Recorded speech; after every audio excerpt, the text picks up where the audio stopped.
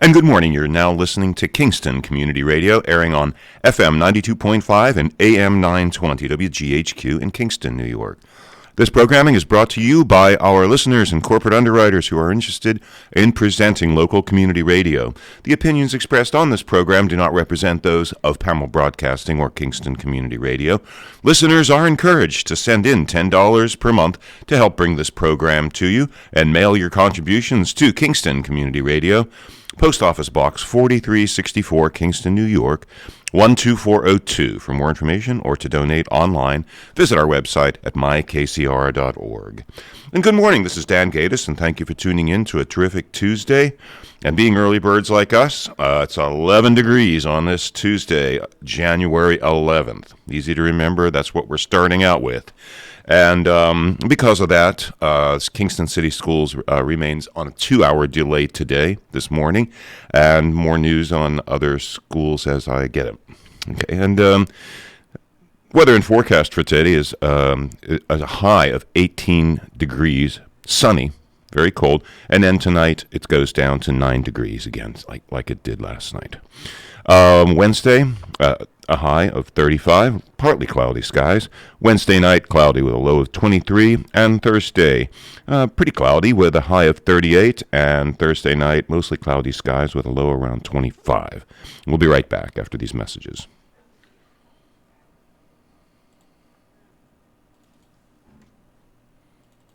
If you came across someone struggling with hunger, how would you recognize them? By their clothes? Their age? The way they speak?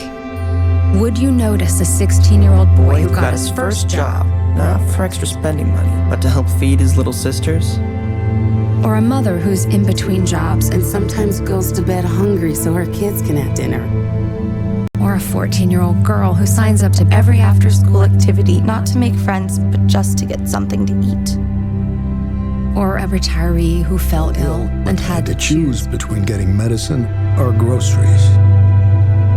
I am the 1 in 8 Americans who struggle with hunger. People you pass by every day but never knew were hungry. I am hunger in America. Hunger can be hard to recognize. Learn why at IamHungerInAmerica.org. Brought to you by Feeding America, 200 Food Banks Strong, and the Ad Council. Hi, this is Diane Eastwick from Athens, New York, and I support Kingston Community Radio, and so should you.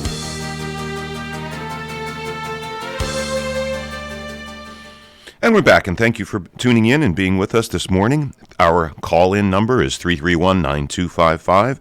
You're listening to KCR, Kingston Community Radio, WGHQ 920 on your AM dial and 92.5 FM, and streaming online at mykcr.org. And again, Kingston City School is on a 2-hour delay this morning, just like yesterday. And let's get to the on-air studio with Christine Hein and... how are you guys? I am not up yet. Cameron Rylance and Christine Hein. Hey, good morning. How are you? I'm just grand. Thank you for pinch hitting for Nina. No problem. She's, I'm not actually sure. Hopefully she's doing something fun. And it's not I hope she's doing something not work fun. Related. Yeah, no, everybody needs to have a little fun and sunshine in their life, sun is coming today. It's going to be chilly, but it's going to be sunny. Thank goodness it's 11 degrees warmer than they said it was going to be last night. So, I mean, yesterday it was 10, single digits overnight, but I walked outside and, That's saved for tomorrow night. Tonight. Yeah. I said to somebody yesterday, we were talking about it at work, and I said, well, we do live in the Northeast. We kind of signed up for this in a way. But, I'm pretty lucky. On the bright side, the days are getting longer. Sun's rising a little earlier every day. I really noticed it this morning. I haven't, Tuesday's the earliest day of the week I wake up, and pulling out of my driveway, definitely noticed the sky was lightening, so it's nice. Up and out and on my way to work every day by this time. So I'm seeing how it's, it was getting darker, now it's getting lighter, and we all know what longer days mean, right? Warmer weather down the road. Spring is a-coming. There you go. Yeah, actually, a couple of weeks, be thinking about tapping maple trees.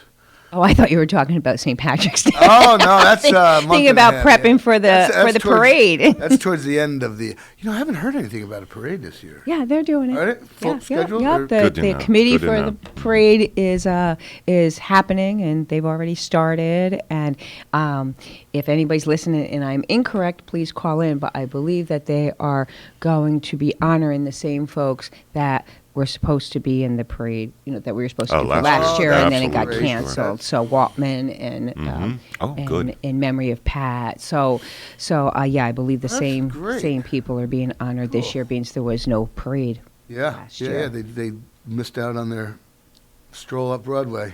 Oh, it's so much fun, and that's really when spring is here. Yeah, right.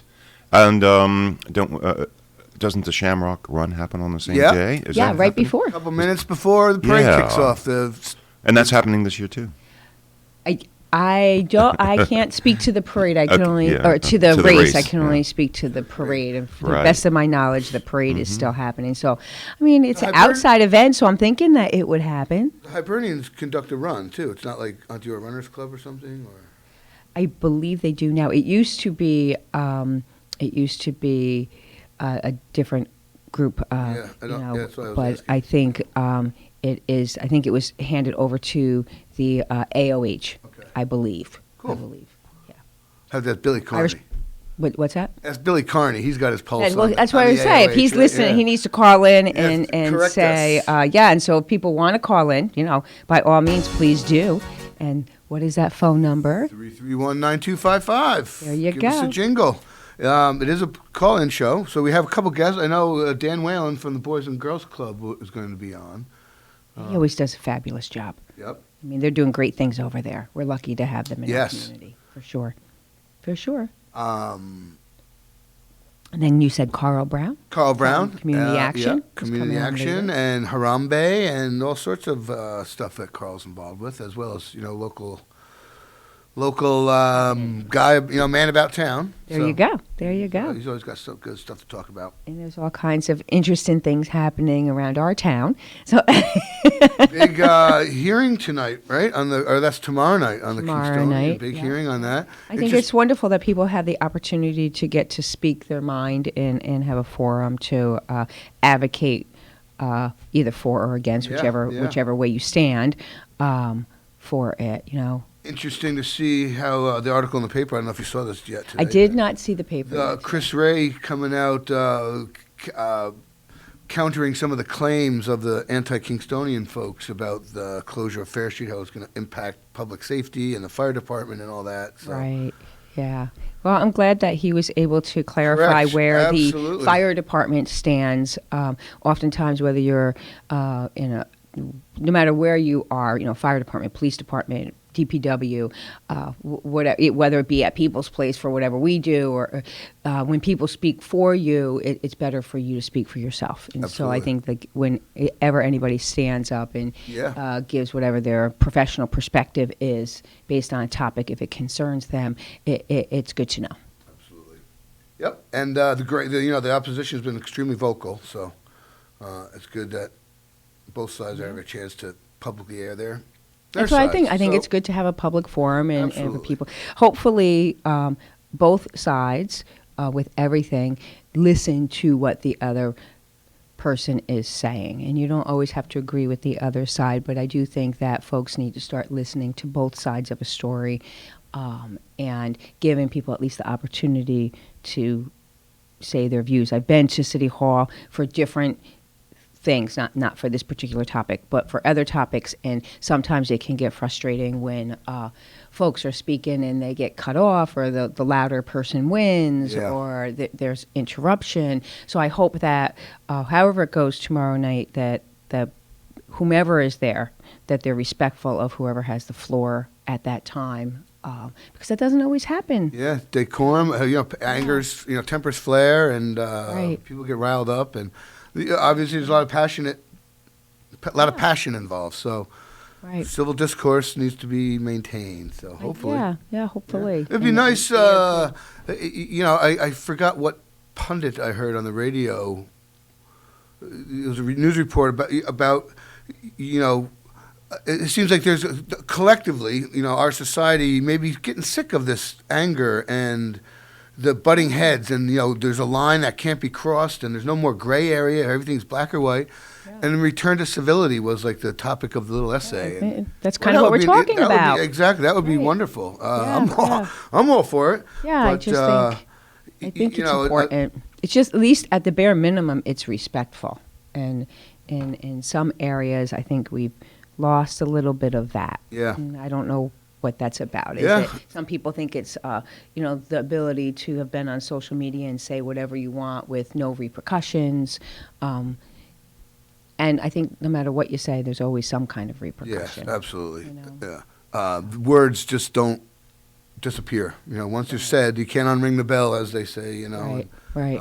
And you come to think, change has to come from the top down and the bottom up as well. So, it's a group effort. Yeah, absolutely. I love tuning out on social media. I only look at, when I say social, I don't follow Twitter or no Instagram. I don't either. I log on to Facebook once in a while. I have Facebook because you got to kind of, I hate to say it, but a lot of times it's where you find out some things. I never know anything that's going on if I don't go on Facebook sometimes. You miss parties. Facebook it is kind of like this black hole that sucks you in, and then all of a sudden it's, 45 minutes later and you're like, holy moly, I have stuff I really have to get done. But, we use it a lot for People's Place because it's how we get the word out of what we're doing. And I think a lot of organizations, especially not-for-profits, use Facebook and Instagram because it is a free way to be able to spread your message and talk about the free services that you're offering. And it's important because most not-for-profits don't have a very large advertising budget or media budget, so that you can get your word out as to what programs you have that or you're being offered to the community for free. And so it's good. It has its pluses, but it can also be an area for much misinformation. Yeah. But that's why we have Kingston Community Radio. That's right. Because we're there to spread all kinds of local information. Always set the record straight. That's correct. So if you love listening to us, you can also always make a donation to us. And if you don't think we're setting the record straight, let us know. That's right. You can call it. Absolutely. Or email. So big news on the sports front with the New York Giants. New York Giants getting rid of their general manager. Hopefully. Oh, and Georgia won last night. Finally, Alabama has been unseated. Well, it's been a year or two, but to me, Alabama is like the Patriots. They've been so good for so long. Okay. Nick Saban, he has a program. So you're rooting for the underdog, is what you're saying. Yes. Yeah. Because I like the underdog. There you go. Georgia's got Uga, the mascot, the bulldog, the English bulldog. Uga, whatever his name is. Oh, I think I've seen that mascot. Yeah. Uga, University of Georgia, Uga. Yeah. I forget what number. It's he's like number 14 or something like that. They've had one for 50 years. And they give each dog a different number. Uga 1, Uga 10, whatever. Yeah. That's cute. Yeah, it's cool. They are really cute looking dogs. Oh, it looks like it's like it's droop. I mean, it's like a full-on droopy. Yeah. Dog. It's That's funky. Great. Who takes care of the mascot? Oh, I'm sure there's the veterinary program I'm sure that dog. He has to sleep somewhere. That's what I'm saying. Like, who does he technically belong to? I'm sure there's a handler. It's probably a huge honor.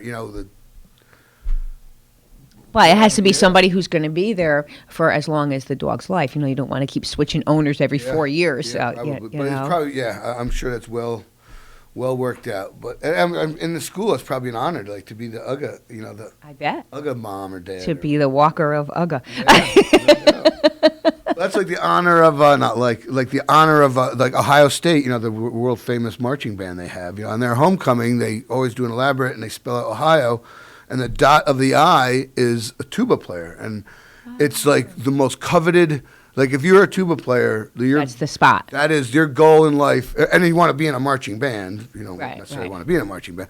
But that is like the ultimate pinnacle. Marching bands are extremely competitive. Oh, my gosh. They are so competitive. My cousin went to, I know I'm going to screw it up. It's either University of Michigan, Michigan State. I know that there's a rival over there. But he was in the band, and it's extremely competitive. In big schools like that, they're on scholarship. You know, those, they went on scholarship. It was extremely competitive. Just look at Kingston. I mean, that's like when they go to their high school level, it's competitive. And, it is competitive there, but isn't it so great when you see them marching in the different parades? I was happy to see the Thanksgiving Day, Macy's Day Thanksgiving Day Parade was back, and they had some high school bands. It wasn't as big as it had been, but they were there, and it's great because how many people are missing out because of COVID and the restraints and the opportunities that they would have as KHS band has been there over the years, more than once, I believe, a couple times. They have been. Mm-hmm. That's got to be cool. I would think so. Macy, I mean, I'm sure it's a arduous kind of cold day. some days. Security and all that. I'm sure it's arduous and. I always say I want to go one year, but I really kind of want to do the whole Miracle on 34th Street where I'm watching it from a window. Oh yeah, there you go. A nice warm window with a great view. That's it, with great view, and I don't think that's ever going to happen. And a bathroom. Well, that's always my big concern. Yeah. You watch all these parades, whether it be St. Patrick's Day or Thanksgiving or New Year's Eve. Oh, where do you use the restroom? You don't. Where you're standing. I always have to go to the bathroom. You wear incontinence clothes. I can't make it to New York City without stopping and going to the bathroom at one of the rest stops. Yeah, exactly. So. Yeah. I know people that have been in Times Square on New Year's Eve, and you go where you're standing. Sorry, men and women. So you go to the drugstore before you go down and get the Depends or whatever. The Depends, yeah. I'm sure there's a lot of discarded Depends on the way out. Guess you stay warm. Right. Stay warm. Well, anybody that scuba dives know that when you're cold in your wetsuit, there's only one way to warm up. So See, I've never gross, scuba dived. Everyone that dives knows what that is. You got to go. You have to go. Right. And when you're cold, you're cold. I know, but it's so bad. Like, we'll go to the beach, go to the ocean, and you're like, I gotta go to the bathroom. I gotta go back to the house again. Just go there. Jump in the lake. Like, I can't. I have performance anxiety or something. I don't know. I can't do it. I have to go down to the house and use the restroom. On your way back, drink a couple more beers. Well, that's exactly what happens. Bring some refreshments. I won't say it's just beer, but I just can't do it. Hydrate. You gotta hydrate on the beach. That's funny. I gotta make the schlep back. So thank heavens the house. So you were doing VRBO. You go, okay, it's only half a block to the beach. Okay, I can do that. I know, that's it, right? Yeah. I gotta see the street, choose strategically. That's 2 blocks from the beach. I don't know. We might want to get a block closer. Yeah, I know. That's it. Depending where you go, they can be long blocks. Like some parts of the Jersey Shore, they got long beach. We have a short block. We always go same house, same place. Same place? Same place. Yeah, down in on Long Beach Island in Beach Haven. Oh, okay, yeah. Haven Beach, actually. Okay, with 2 other families. Down, Go with my brother and then another family, cool. and they've been going for decades. That's great. We kind of just hitched our wagon about 11, 12 years ago. No, in the same place, same house. Same house, same place, same people. What rooms you got? What's there? Yeah, you go to your room. You know exactly what you're doing. You know what's there. They always do a little upgrade here or there, so you're excited when you see what it is. It's a small little house. It's not one of these. The owners? Yes, yep. Not one of these big gigantic beach house things. Just nice. Big enough. But we're never there. We're never inside anyway. You go because you want to go to the beach. Yeah. And so you walk to the beach and you go for bike rides and it's nice. Yep. Yeah, I love going stuff. to the Same thing people do when they come and visit up here. I mean, it's a huge tour. Lots of tourism up here. It's our biggest industry, I think, isn't it? Yep. And it really is beautiful.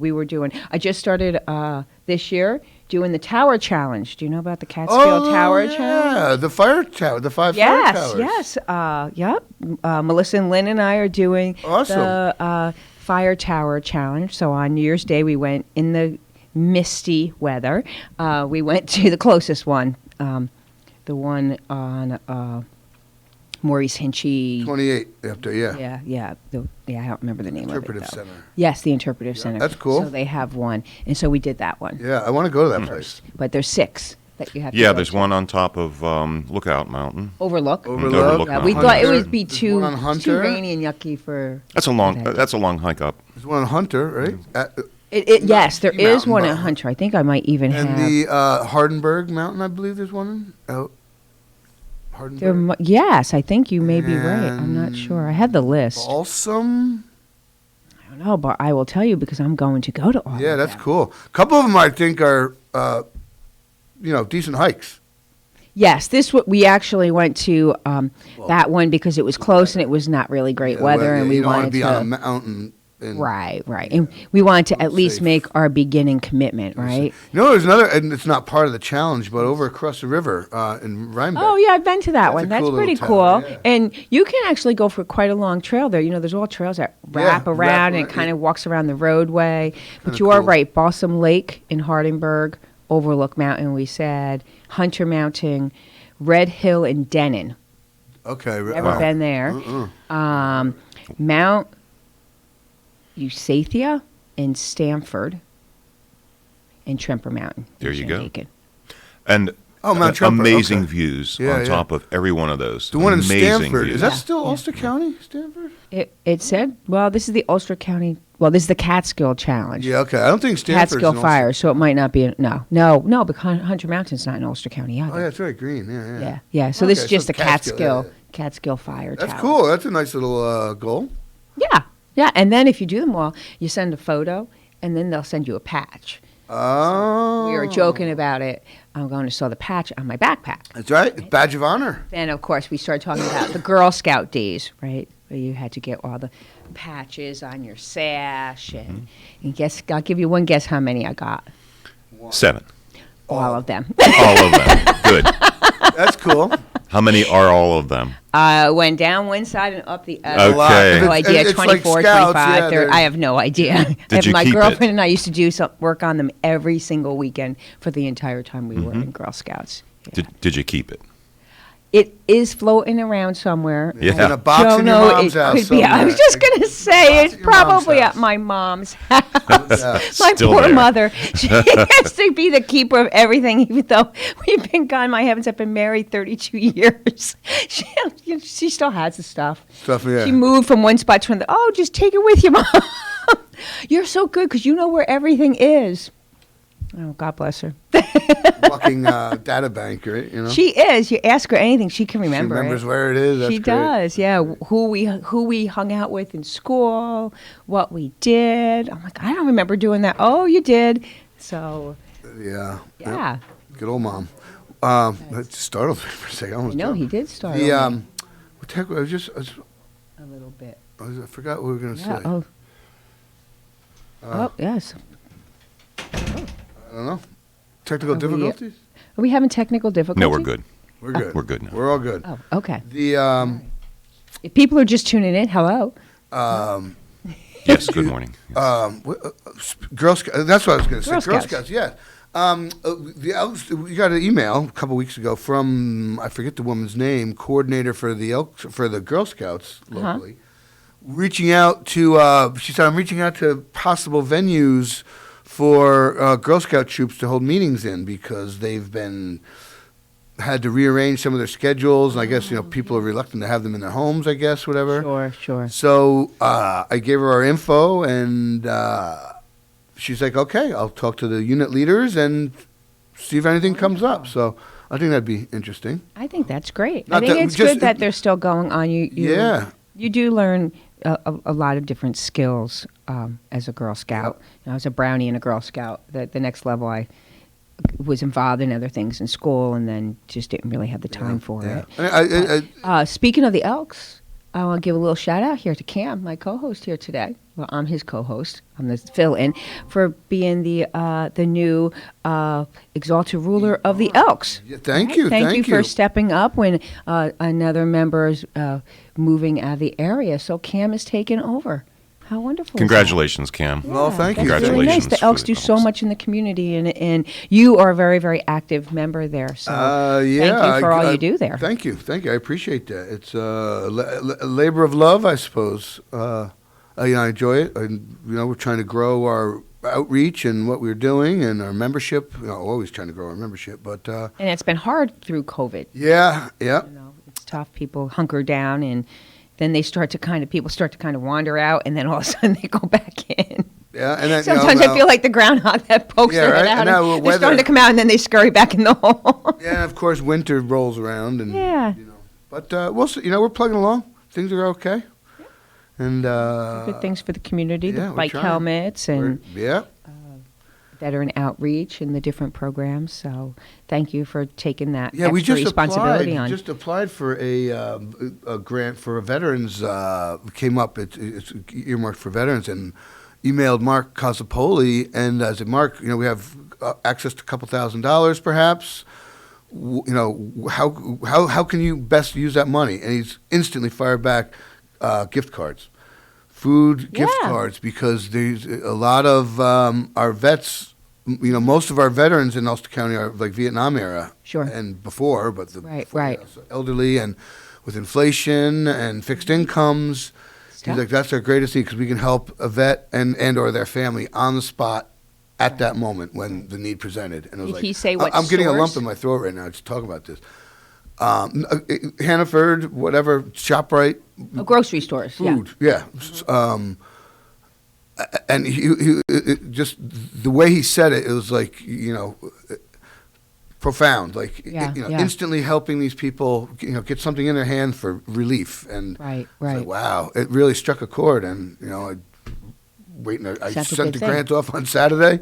Hopefully we'll hear back and, That's wonderful. back, yeah. Yeah, I mean, there's so Yeah, it much was need. $3,500, $50 gift card. Our maximum grant was $3,500. Okay. And 70 gift cards doesn't seem like there's 11,000 veterans in Ulster County, registered veterans. I know. It's everything, when you talk and when you numbers, think it seems like a lot of 70, money, but it's not a lot. 70, that's like nothing, But it's a start. Yeah, and it is, yeah. It'll probably have some momentum to it once you get it going. Hopefully, And it'll get bigger. Yeah, he's in his email. He said he's given over $8,000 in gift cards over the last couple of years that he started the program. And Yeah. it's just wow. You It- never it- it's just a so many.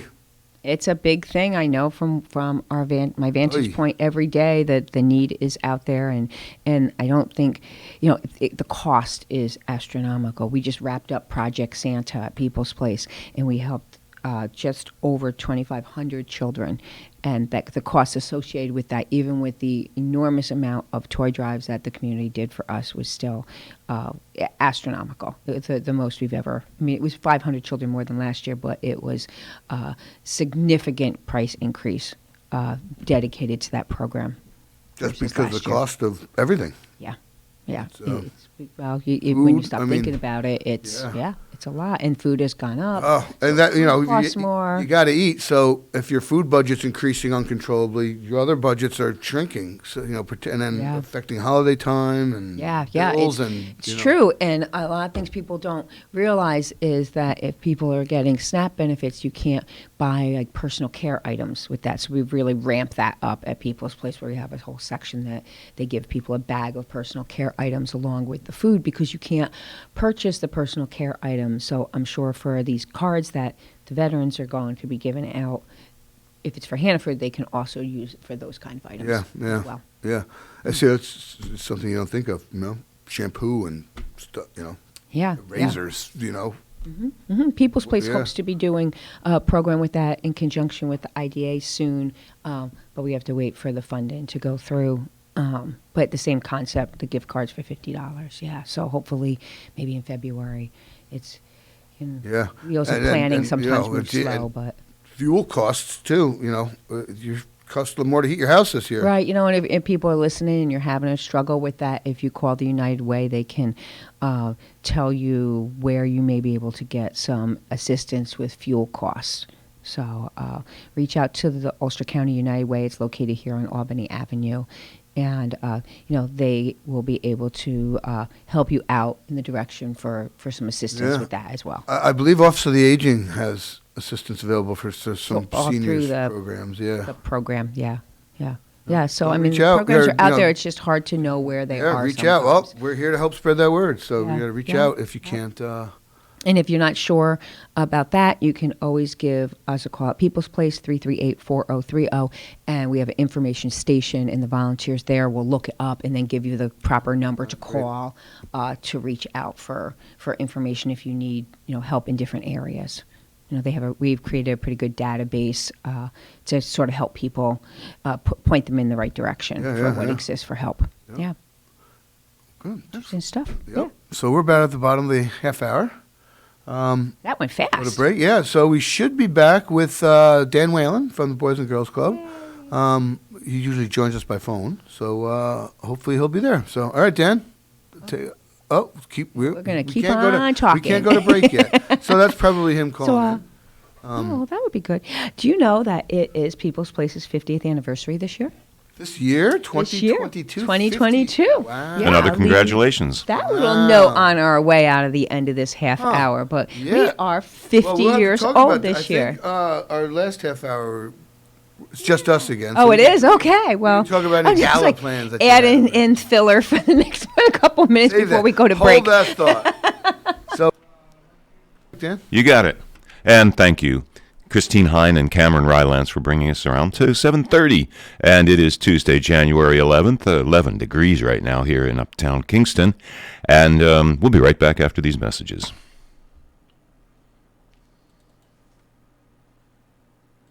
When you went car shopping, you meant business. You aced vehicle history searches and test drives. You out-salesmaned the salesman. Now you've got your wheels. If you manage that, you can get your retirement plan on track. Visiting aceyourretirement.org can help. With 401k tips and smart saving strategies, you'll have the info you need to get more for your future. Go to aceyourretirement.org, because when it comes to speeding past financial challenges, you're an ace. Brought to you by AARP and the Ad Council.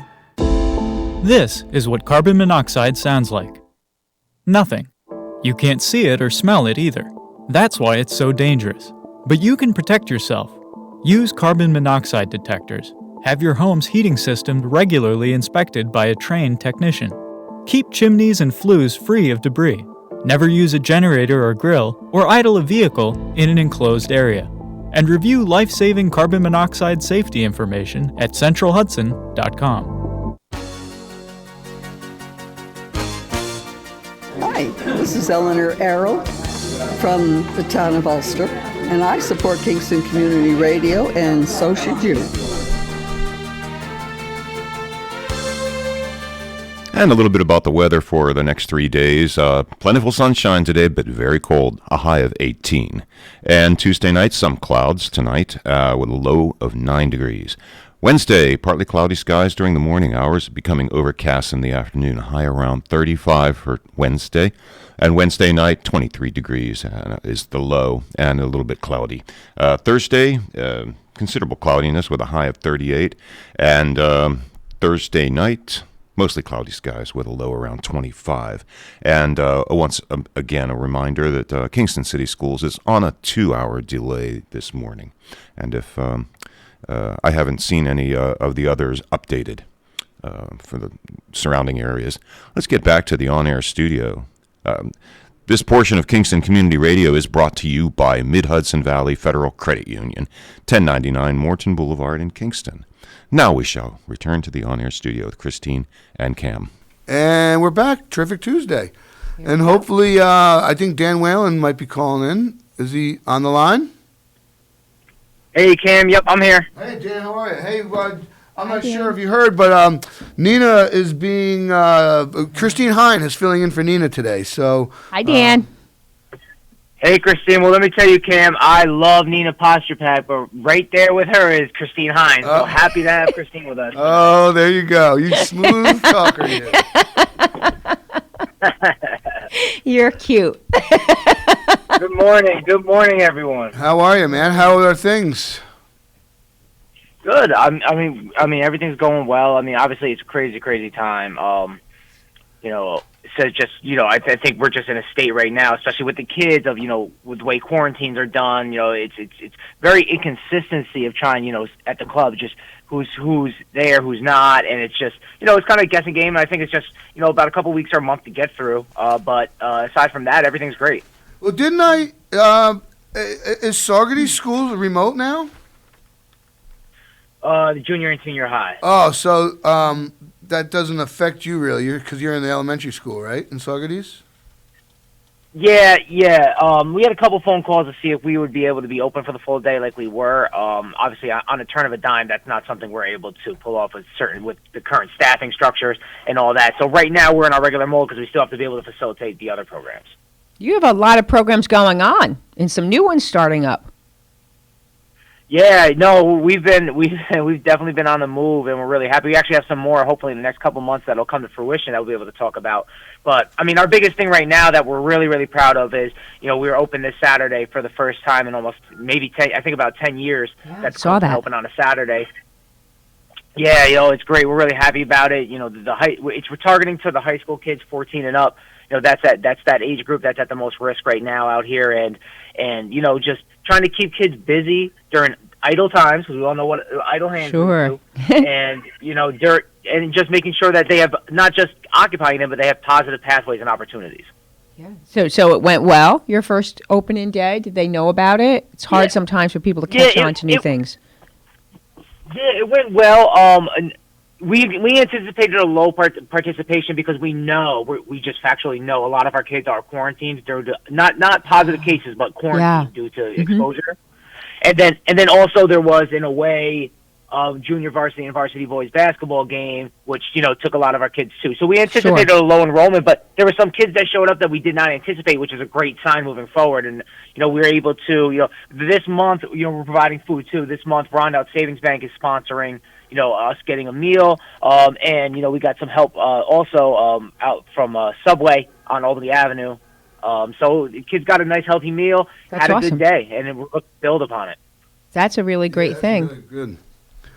And this, you're hoping to be open Saturdays year round, right? Not just during the school year? Yeah, year round for sure. We'll see. Everything's a moving target right now, and learning what's needed and what's around us. So there's a potential that maybe not in the summers, with a little more summer youth. We hope so, but we'll always adapt to what the youth tell us they need. Yeah. Right. Now you're doing an amazing job over there. That's big things happening there.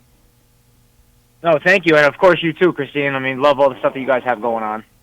You have thank you. You have did it start, or I heard something about sort of like a career, helping the older high school students sort of see that there's other career options in the community, that it's not a dead end here, that there are potentials for young people, to careers for them to enter into and still stay within the community. Is that correct? Yeah, absolutely. That's our big focus. I mean, the core of the club will always be the core of the club, right. But our focus moving forward is how to extend and how to I feel like a lot of times people think it's college or nothing. It's the $1 million job or nothing. It's on TV or nothing. And there's so many growing and sustained great businesses in Ulster County that our youth just aren't aware of. So what we want to work to do over the next couple of years is connect with local business, find out what their interest is in hiring local, which most are, if not all, and how do we give our kids a baseline skill set, to walk into entry-level jobs and not think, no, I can't do that. We've toyed with a couple of things like cooking. We're looking to do something more design-based, which is we'll get kids into using computers, graphic design, those things. So we're growing things here and there, and then trying to connect to the businesses to at least give our kids the opportunity to stay in Ulster County, be successful around their family. If they choose to leave, great. But we want to make sure that we have the opportunity first. Yeah, I love that. Kudos to doing that. And I know so many people who have businesses that are, electricians, plumbers, any of that type of job, HVAC. So many people need employees, workers, and staff. they're well-paying jobs. They're really great-paying jobs, and they're willing to train people. So just being able to expose our youth to the opportunities like that, and some jobs that there's jobs out there that I never even knew existed. Yeah, that's what and they're right here in our own backyard. Yeah, and with the influx of modern new people, new businesses, and the ability to work remotely, so many avenues are open to people, youth, whatever. And Dan, I agree. Like just making people aware of the possibilities that are out there, because I can imagine you're in your home life, you're stuck in the moment, you're in school, and for people that may not have as good of guidance as some of us have had in their lives. That's your mission, I think. Exposing these kids to as much as you possibly can, because that opens their eyes and it piques their interest and makes them want to look into something themselves. And that, to me, that's unlocking that's how you unlock someone's potential, when you make them want to pursue something, and introducing them to the broad range of things is kudos. Reaching out how to grow that is a wonderful idea. It's also nice that you're sending the message, you don't have to move away if you don't want to move away. There are opportunities here. I hear people talk about that all the time, and one day I finally said, well, there must be something here because all these people are moving here. And they're all working. Yeah. Pretty spot on. So thank you. Thank you for seeing this as something that is important and starting to shine a light on that. That's And guys, it's especially important in our neighborhood, especially with our kids, because our kids, they're in Midtown. They walk to Kingston High School. They walk back to Midtown. So they don't go anywhere where they see all these things. And also, we all know with today's youth, they got their AirPods in and they're on their phone looking straight down.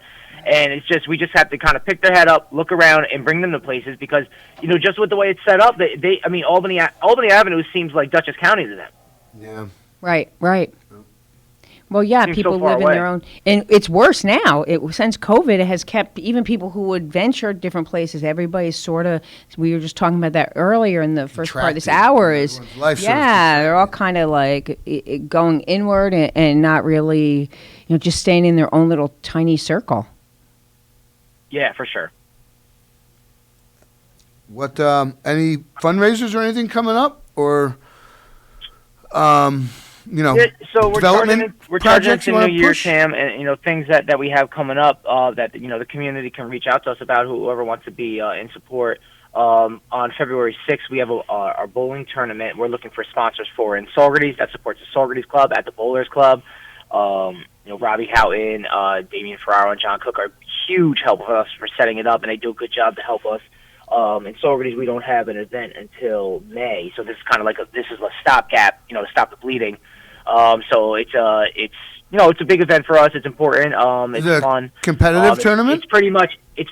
It's competitive. So they kind of set it up with the bowlers with averages and all that. But what we really need here is anyone who's interested. I mean, we have lane sponsors as low as $100. It's just anyone who wants to be involved can be. And then, the Cam, I know I spoke with you about, and we put out there talking about the Saturdays. We're always looking for supporters to help us provide activities, help with meals, those things. We're looking for, because, on the Saturdays, what we're going to start doing is, right now we're just getting, again, like I said, getting through the quarantine, getting through the COVID, but we intend on Saturday not just being open, but doing targeted activity. We want to bring kids, on trips. We want to go to colleges. We want to go to college basketball games, on both sides, just because it's the winter right now, and then get into the other sports. We want, combining them with college visits around the campus. We want to take kids bowling. We want to take kids, to the skating, wherever ice skating at Old Savannah. We want to get them around town and get them used to moving around town again. Yeah, that's nice. And also, like you said, open, even if it's only a mile away, it might be something that some kids never even know exist. Yeah, even like I said, we could go. These are the things that doors are trying to open for the kids. It isn't just top of my head. We just talked about, like I just said, going down, ice skating Old Savannah, which is one of our plans once we get all set. It seems, downtown can seem so far away, but there's jobs there. And I know Dave Amato and the people at Old Savannah are so supportive of the club, and I know they would love to have people there. Same with all the restaurants there with Savona's and Mariners, very supportive, and they're always looking for staff. So even just getting them down there and talking to people can open up doors. Absolutely. Correct. Yep. And on a personal note, after Thursday's lodge meeting, I'll have a bit more info for you.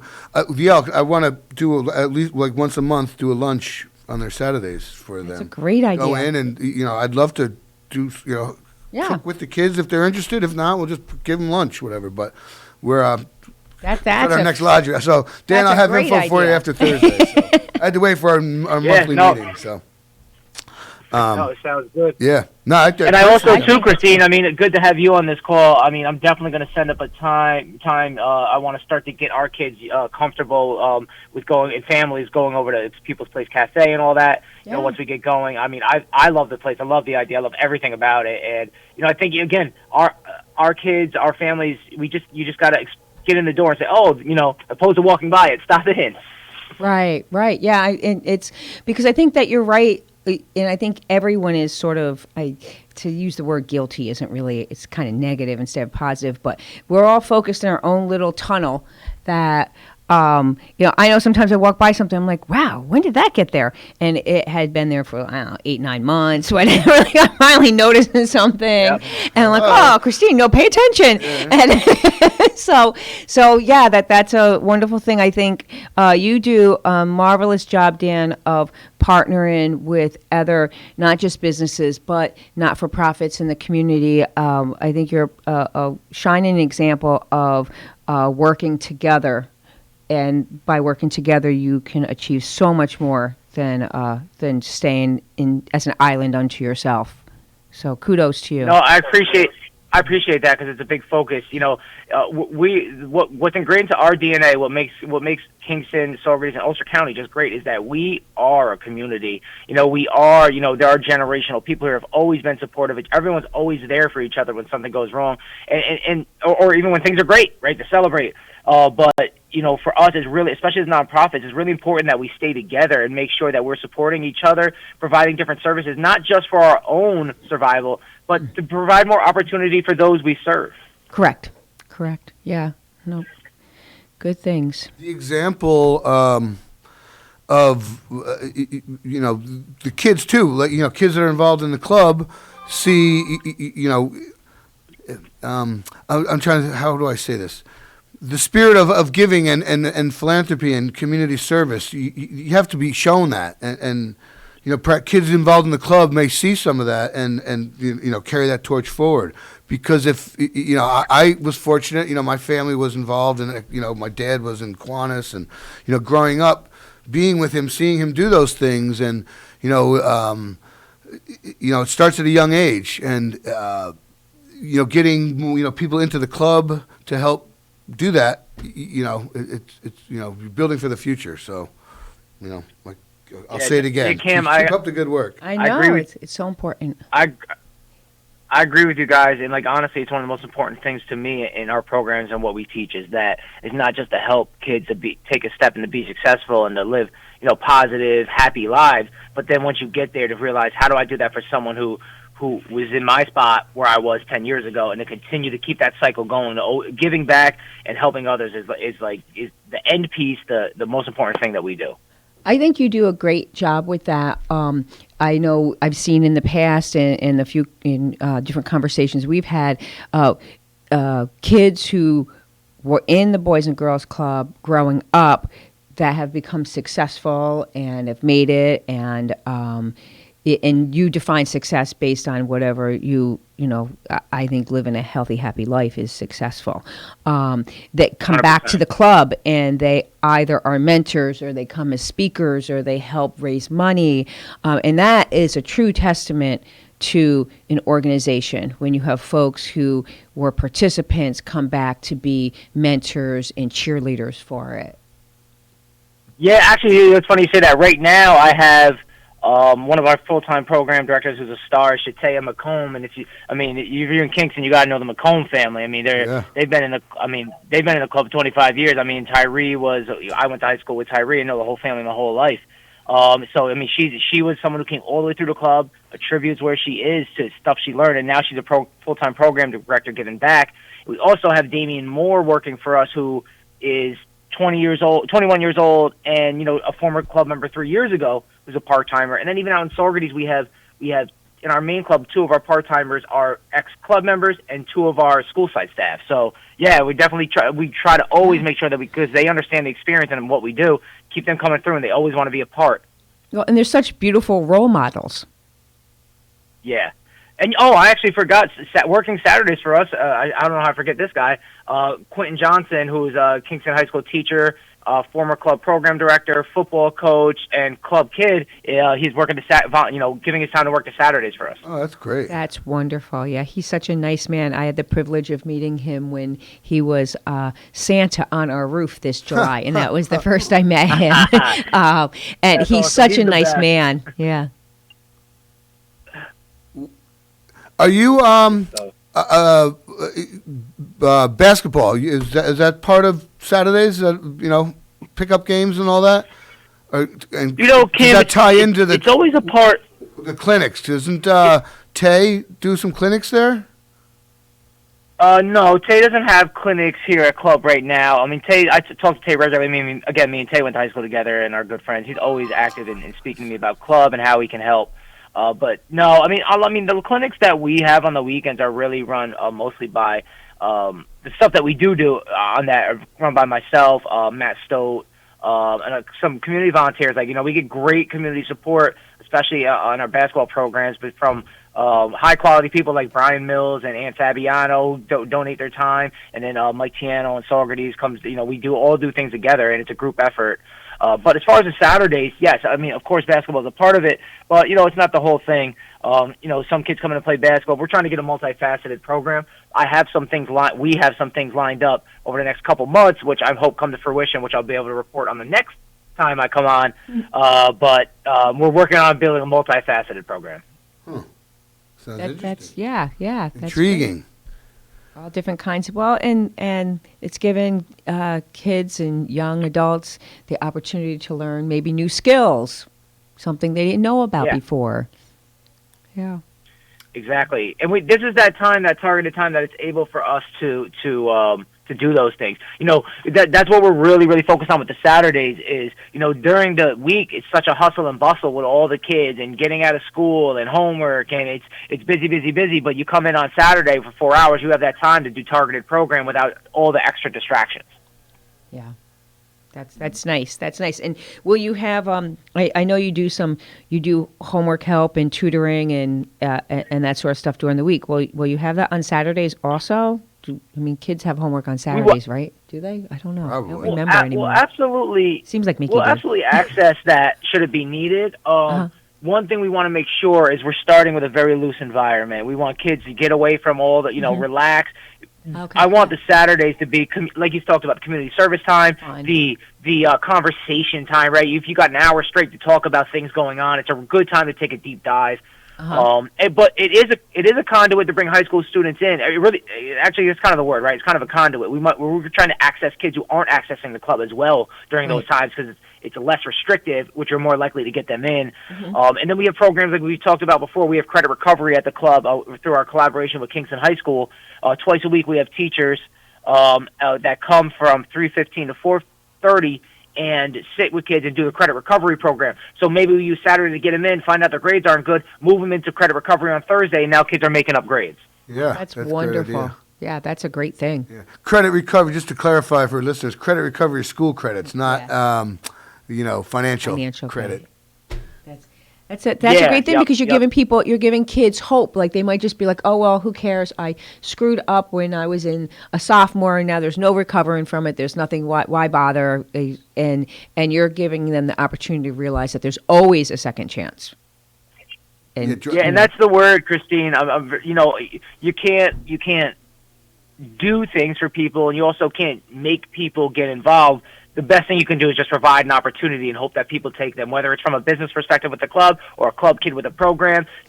We're just going to keep providing opportunities. Yeah, whatever. Yeah, anything to keep a kid in school. You get frustrated and you drop out, and that is like practically guaranteeing no success, and that's vital. School is so important. You got that. Yeah, and Cam, not just from an education standpoint and a business success standpoint, like financially, but we all saw what happened when we closed schools. Idle time for kids turned into very negative actions, and for not just kids, for adults, very negative behaviors, and also structures. We're still trying to reel the kids in, and get back into a structure. Make sure you're doing things every day. It's going to take a long time to rebuild it. And honestly, that's probably, one thing I got to say that's been the most frustrating thing lately for us has been with quarantines and with, going through Delta and now going through this new variant. Yeah. It's like we do this every 3 months. It's like we rebuild and here we are, and then all of a sudden there's 30, 40 kids quarantined. Now you got to reel them back in. Where are they? Bring them back in, and it's like we got to do it like every 3 months. It's been difficult on the staff. Yeah, and also to keep in mind, as an adult, a year isn't. What's a year?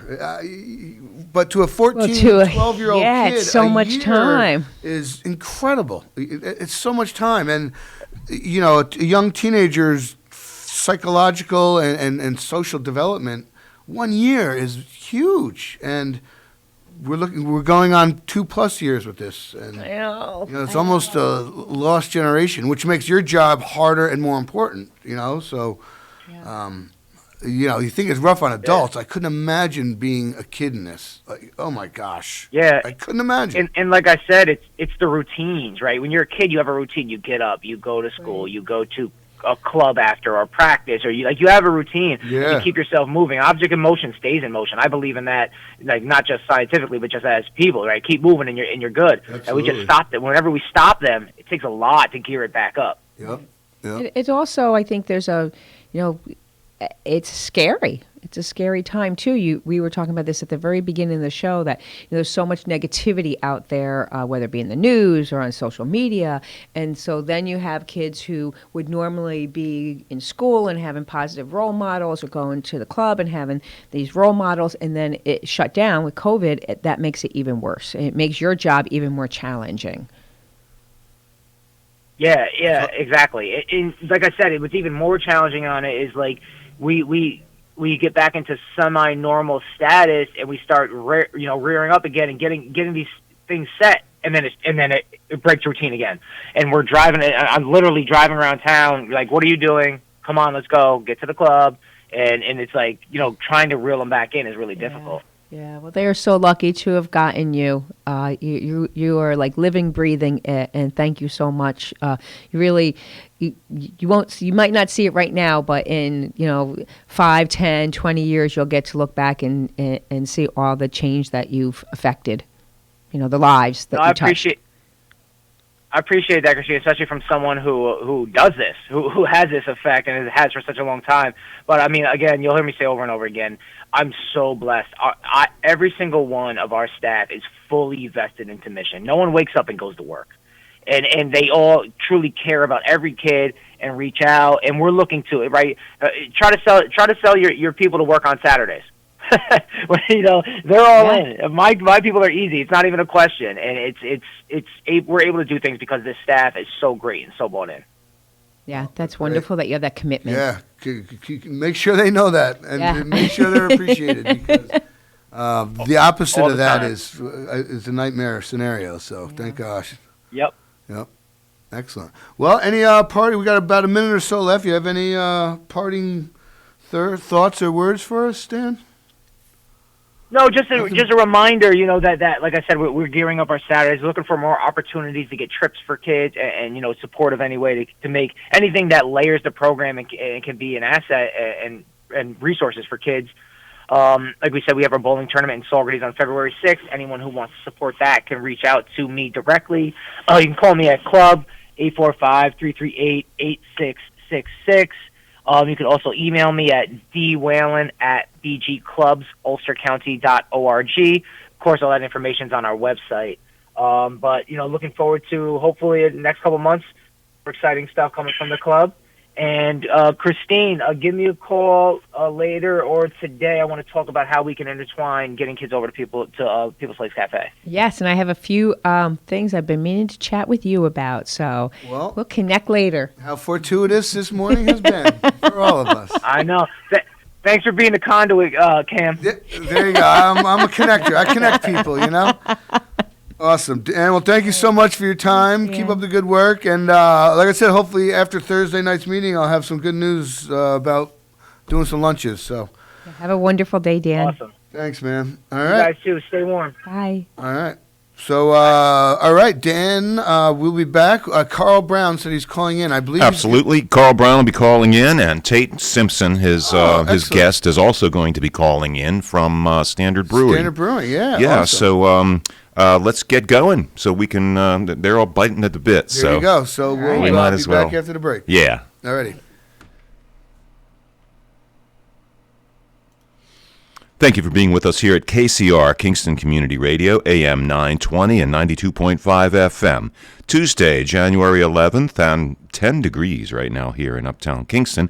This last portion of Kingston Community Radio has been brought to you by Mid-Hudson Valley Federal Credit Union. 1099 Morton Boulevard in Kingston is their main office. We'll be right back after these messages. To buy your home, you became a house hunting ace, learned about loans, scoured neighborhoods, and asked the right questions. Now you're queen of your castle. If you manage that, you can get your retirement plan on track. Visiting aceyourretirement.org can help. With 401k tips and smart saving strategies, you'll feel empowered to own your retirement like you own your home. Go to aceyourretirement.org. Because when it comes to clearing financial hurdles, you're an ace. Brought to you by AARP and the Ad Council. Did you just look down at your phone? You did it again, didn't you? You know, you're flying down the road in a 3-ton hunk of steel, and a text takes your eyes off the road for an average of 5 seconds. At 55 miles per hour, that's long enough to travel the length of a football field and cause some serious damage. Turn it off. Trust me, whatever it is, you'll live. Learn more at stoptextsstopwrecks.org. Brought to you by the Ad Council and the National Highway Traffic Safety Administration.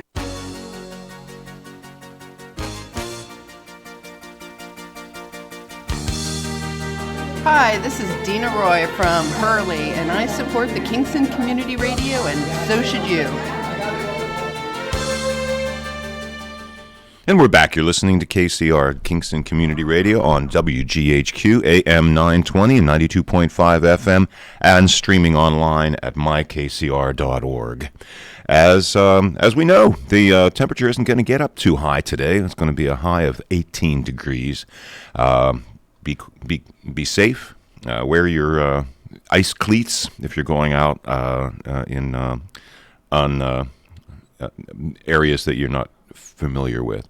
And tonight, some clouds, a low of 9 degrees. And Wednesday, partly cloudy skies during the morning hours, becoming overcast in the afternoon. A high around 35 for tomorrow. And tomorrow night, cloudy with a low of 23. Thursday, considerable cloudiness with a high of 38 degrees. And Thursday night, mostly cloudy skies, low around 25. So we're not seeing any snow, at least in the next couple days. And Kingston City Schools is on a 2-hour delay today. This upcoming portion of Kingston Community Radio is brought to you by Robert Baum Commercial Realty, located at 79 St. James Street, Kingston, New York. Visit rgbaum.com for more information. Now let's get back to the on-air studio with Cameron Rylance, Christine Hein, and our new guest for this hour. But I guess we've got some birthdays, I hope. Well, sadly, welcome back. We don't have any official birthdays. However, Christine has a very important birthday announcement. I do have a birthday announcement. I want to wish Nadine Ferrero a very, very happy birthday. Today is her birthday. And anybody who lives in Kingston probably knows Nadine. She's just a phenomenal powerhouse who's always doing good for so many people in the community. She has a heart of gold. And I don't think she's never not smiled. I know. I mean, all the time. And such a great sense of humor. So if you see Nadine out and about, or you are friends with her on wish her a happy Facebook, birthday, or know her cell number, text her happy birthday. Excellent. There you go. Yeah. Happy birthday, Nadine. So let's get down to it. So Carl Brown is our monthly guest at this time slot. Good morning, Carl. Good morning, Cameron. Good morning, Cameron. And also, good morning, Christine Hein. Hi, Carl. How are you? Hey, before I get ready to introduce my next guest on the show, Christine, I'd like to say happy anniversary for the People's Place, 50 years. Thank you. Since 1972. Very, very good. Thank you so much for the accomplishment, everything you do for the community. Yeah. And while we're on here also, Nadine Ferrero, happy birthday. That's it. Nadine's our girl. Yes, she is. Yes, she is. Anyway, I have the Kingston Standard Brewing Company on the phone with us. He'll be calling in and probably about their business. His name is Tate Simpson from the brewing company. Tate should be on the line. Cameron and Christine. Not Tate, yet. Not yet. He's going to. He'll be calling back at 8:05. Okay, So, 8:05. yeah. He's going to be calling. 45 seconds. Anyway, I had him on the, exactly. on the phone. What was really interesting when I met Tate, he started telling me about all the brewing and stuff like that he's doing, and they're located. And you guys can ask him also on Jansen Avenue, right behind the Burger King, where the old Carol's used to be. Yep, Carol's. Oh God, Carol's. Oh.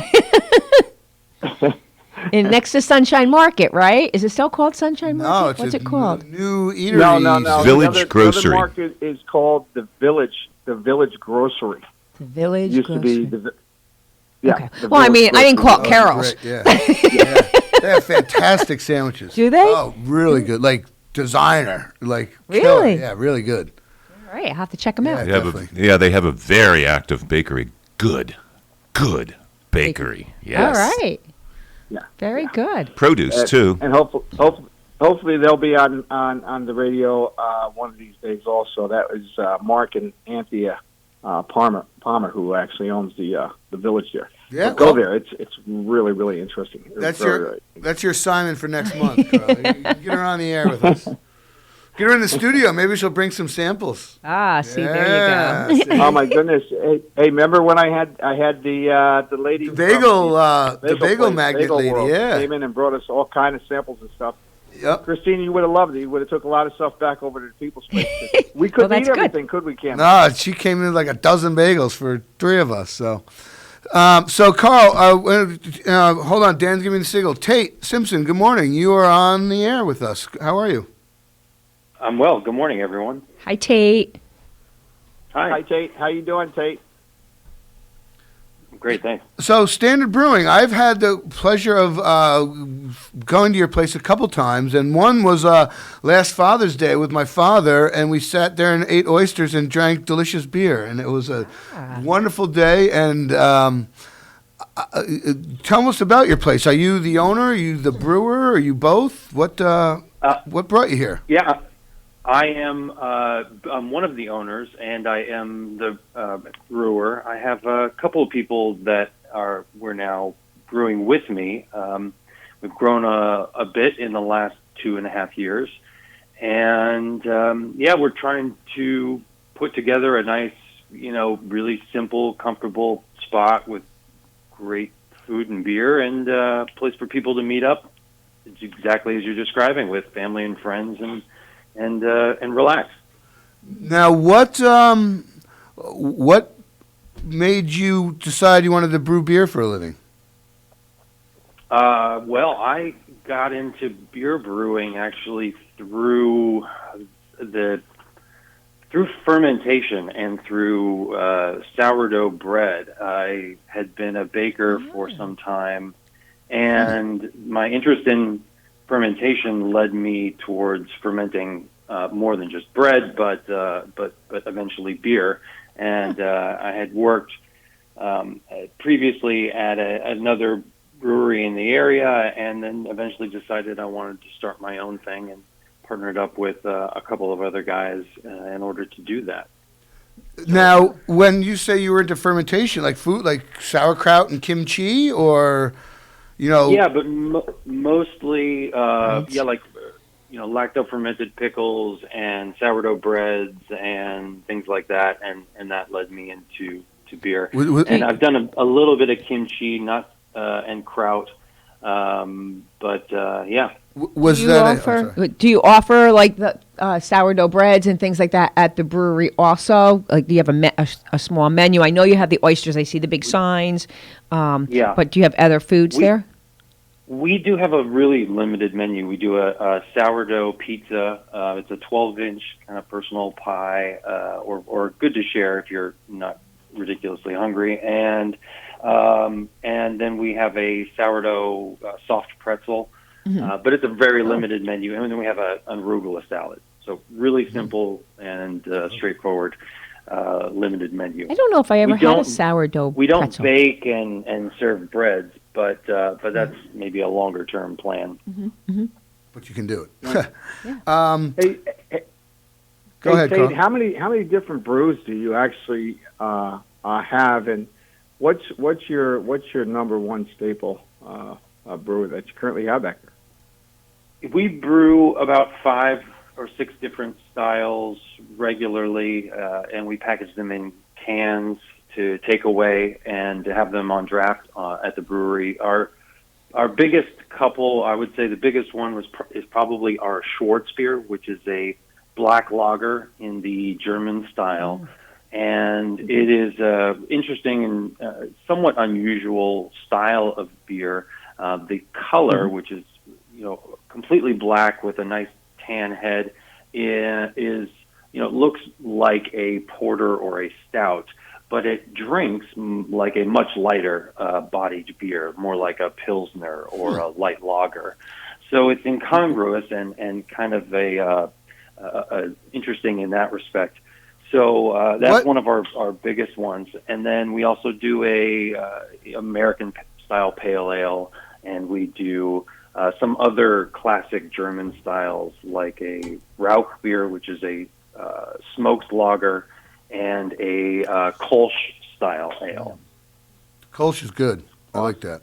Awesome. Now, where does the in the black the black lager, I guess, where does the color come from? Roasting one of the grains or something? Yeah, exactly. We use a black malt, which has been highly kilned to give it color. But the interesting thing about it is that it's a barley malt, so it has a husk. But that husk has been removed prior to kilning, or possibly after. But we don't mash with it, and that that removes a lot of astringency that you would get otherwise from such a darkly kilned malt, which is not what you see in porters and stouts. Though they use black malts for those styles of beer that have not been dehusked, and that's the primary difference, other than it being a lager, whereas the porters and stouts are ales. When you say astringent, does that make it the taste more acidic or sharper tasting or something? A little sharper, a little maybe more bitter. And yeah. Interesting. You do all of that right there on site? We don't make the malt. We just we buy the malt from a couple of local malt houses. One in the Hudson Valley, one in Western Massachusetts, from all New York State grown barley and wheat, and they do the malting. We bring it in and then turn it into beer. Right. Or turn it into wort, actually, and then yeast turns it into beer. Yeah, there you go. You let somebody else do the work. Something else do the work. Right. What? Hey, Tate, do you actually ship beer? Or you have any other suppliers? We don't, but we work with a New York State centric distributor which does ship our product as well as other breweries, especially very small breweries around the state, and it's called drinknycraft.com. Oh. They that would allow you, if you're out in Syracuse, to order some of our beer and get it delivered to you. But we don't ship out of the tasting room in our facility. So what you brew there is pretty much all on-site consumption. Yeah, I would say 85% is on site, and then the remainder we sell to a few locations in the area. Excellent. So I just want to remind our listeners that we're on the phone with Carl Brown and Tate Simpson. Tate is one of the owners and brewer at Standard Brewing on Jansen Street here in Kingston. And there's a call-in show, 331-9255, if anyone has a question. So just let's plug yourself a little bit. What are your hours? And let's plug yourself. Sure. We're open Thursday through Sunday, noon to 8, and then noon to 6 on Sundays right now. We have a bit later hours through the spring, summer, and fall months, and yeah, it's not much more to it than that. We have some limited indoor seating, and we have in nice weather, picnic and beer garden tables set up outside, so great outdoor space, and on a quiet little block off of Broadway. So that's what I was going to ask. I've passed by in the trailers, right? The trailhead. You can go on the trailhead right there. And I see all the picnic tables outside and all the people. I wondered how much seating there was inside because it's a little chilly to be sitting outside right now. And I know you are a brewery, but for those listening, do you have anything other than beer? Do you have sodas or another type of beverage that for somebody who wants to go with the gang but is not a beer drinker? For sure. We because we use our license class with the SLA, the State Liquor Authority allows us to sell other New York State made alcoholic beverages, and then we have some non-alcoholic options. We actually have a non-alcoholic beer that is not New York State made and not made by us, but that's available. And then we do a few other options. We buy local cider and make hot cider and have a seltzer and a New York State Negroni cocktail with local gin. Some other things, but it's pretty streamlined menu. But there are other options if you're not into beer. So you have something for everyone, so the non-beer drinker can tag along. Certainly. Interesting. Where do you procure your gin from? Arrowwood Farms in Accord. Oh, real? Wow. Wow. Huh. Yeah, they're doing great stuff out there. Yeah, I've heard of it, but I didn't even know they were there. Yet to have any of their stuff. I was just assuming like Taconic or something like that, because I know they make a gin, I believe. Right. Mm-hmm. I don't want to talk about somebody else's business, but do you know, do they distill anything else out there? I know those guys are working on a few things. I think they did a single malt a couple years ago that got released last year. I didn't get to try it. It was pretty limited, and it sold out really fast. And they're working on a bunch of cool things. Huh. It's a neat spot. So it sounds like you really try to stay local, like with all of your product as much as possible. Absolutely. I mean, there are certain things that we just, if somebody made a local Parmesan cheese that we could put on our pizza, I would use it if it was great, but it just doesn't exist. So, within wherever we can, yes, that's a big part of what we're trying to do. That's great. I love that. Christine, that's a good idea for you to start doing at People's Place now, making cheese. I think we're limited on what we can do. Not getting into cheese making. Anyway, but Tate, that's a great thing. And then on this show, and not just here, but I always try to look around at different businesses to collaborate, so that we have a strong business economy in Kingston itself. How many years have you been in business, Tate, the Kingston Standard Brewing Company? How many years have you been in business? We're coming up on our 3rd anniversary in April this year. So we're pretty young. Wonderful, relatively new. Now, Tate, are you relatively new to this area? No, I originally from the Pacific Northwest, Eugene, Oregon, and Southern California, but I have been in New York since 1997, originally Poughkeepsie, and then a bit in New York City, and now Kingston for 8 years. That's great, yeah. The new, I guess, for lack of a rail trail, pedestrian trail, that they're extending through Kingston. One, you have the trailhead behind Roundhouse Savings, which is right around your corner. Yeah, you can see the brewery right from that spot. Yeah. And then the one that's coming through, extending, I guess, parallel to Broadway. Do you see that as any beneficial to you, or is there any way you can benefit from that? Well, I think in so far as we are located on that trail, absolutely, we see some people walking and cycling up that trail and decide to stop in, and that's great. I think as much as we can offer a pit stop, if you will, for somebody who wants to stop and hang out for a little bit, that would be great. If there could be some sort of signage that you could possibly have put up, you'd have to get permission, I'm sure, but it's kind of a nice day. Food and beverage, this exit, Yeah, there's an area of the Wallkill Valley Rail Trail that is very, very, very fun to stop at, called the Rail Trail Cafe. Yeah. And they do entertainment, too. They do. Do you do any entertainment? I was just going to ask that. We don't bring in any live music currently.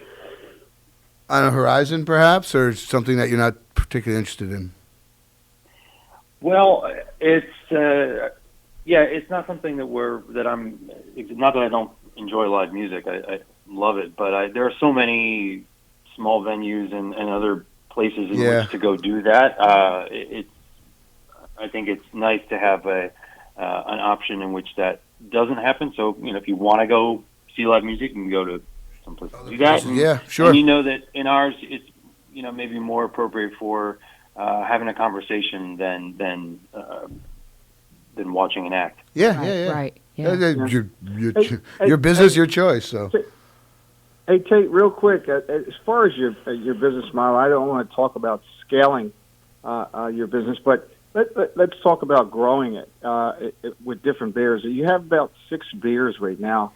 Is your attempt to come out with a beer every year or every 2 years, or is 6 enough for you guys for the local area? Well, the styles I mentioned, those 6 are the beers that we produce in stainless tanks and packaging cans.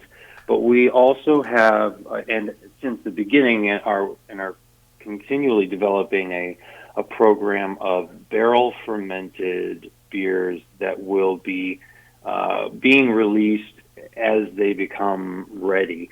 They take much longer to ferment and mature, but so we're packaging them in kegs and in bottles.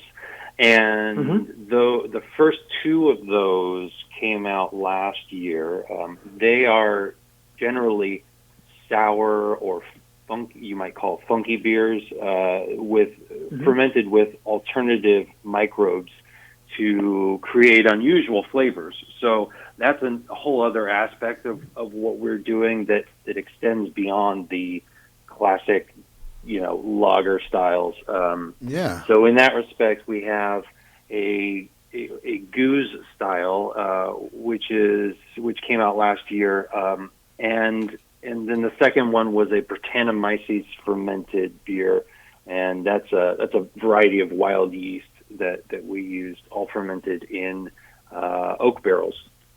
Huh. I got you. Now, I got you. That's fantastic. Hey, there's a place in Hershey, Pennsylvania.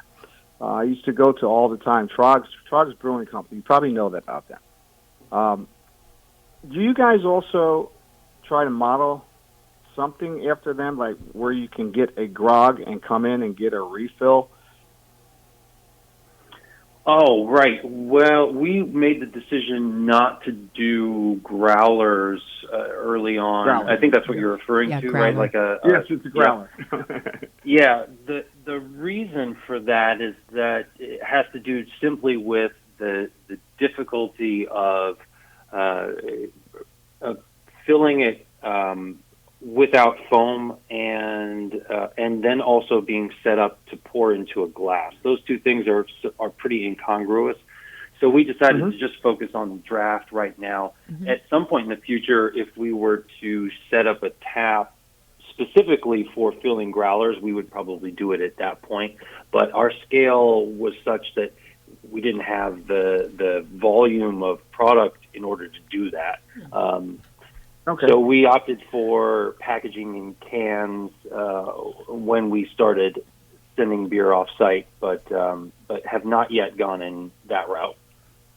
Okay, yeah, I was just trying to think about something to differentiate yourself from Keegan Ale, because they don't have an area where you can actually go in and buy these growlers and stuff like that. It seems like an interesting concept for Kingston. But anyway, again, Tate, where's your location so that listeners can actually find you guys? I know Jansen Street. A lot of people don't know about Jansen Street, and unless a lot of locals that have been here for a long time. Tell us exactly how to get there. What's the markers and how to find you?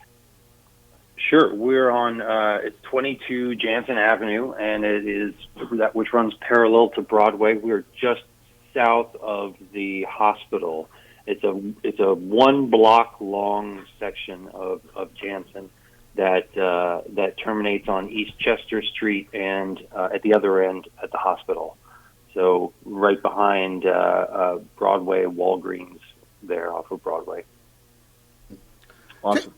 Take question for you. The beer that you were aging in the oak casks, does that continue to ferment? Does it get more? Does the alcohol content increase, or does it level off? I'm intrigued by that. At some point, it stops fermentation. The yeast and bacteria can only go so far with the sugars that they have available, and then it will settle and stop, and that's when we look to determine whether or not it is mature enough for packaging. And does that naturally carbonate itself? It does to a degree, but because the barrels themselves are not designed to hold high volumes of pressure, most of that gets vented. We do a secondary fermentation in the bottle once it gets packaged. Yep. So that produces the natural carbonation. Yeah, that's cool. Within the bottle. Now, what's the ABV of that, roughly? They vary. And nothing we make is especially high in alcohol. The 2 bottled releases we did, one was 5.3% and the other was 5.6. Oh, okay. All right. That's I was thinking you're practically brewing barley wine with the ferment, the barrel aged stuff. I was thinking, no, not quite. High. Our style is of beer making is generally that we want to create things that are really easily are drinkable and are not that are enjoyable, that you could have one and you're not totally impaired, knocked out, as it were. Yeah, you want to sell more beer. If it's too potent, you don't sell that much, right? You said that you sell them in you do sell in other locations, storefronts. Are there any of them around here, or are they all out of the area? Yeah, we have a few restaurants that are serving our beer on draft, and a couple of storefronts. Not a lot of retail storefronts, but mostly restaurants or bars. For example, the Village Grocer, they're right next door to us. They have our cans on the shelves, and Rough Draft Uptown often has cans and draft beer of ours, and then a couple of restaurants in Woodstock. So that way people listening can go and try it if they can't make it. If Thursday through Sunday those hours don't work for them, for whatever the reason they're working or whatever. Yeah, plug the restaurants if you don't mind. Just if you can think of, if you know them all. Yeah, both Sylvia in Woodstock and their new sister restaurant, Good Night, both have our beer on draft there. The hotel down at Hutton Brickyard also was serving our beer this summer, and there's a couple of places, but our production scale is so small that we only have so much capacity to send beer off site right now.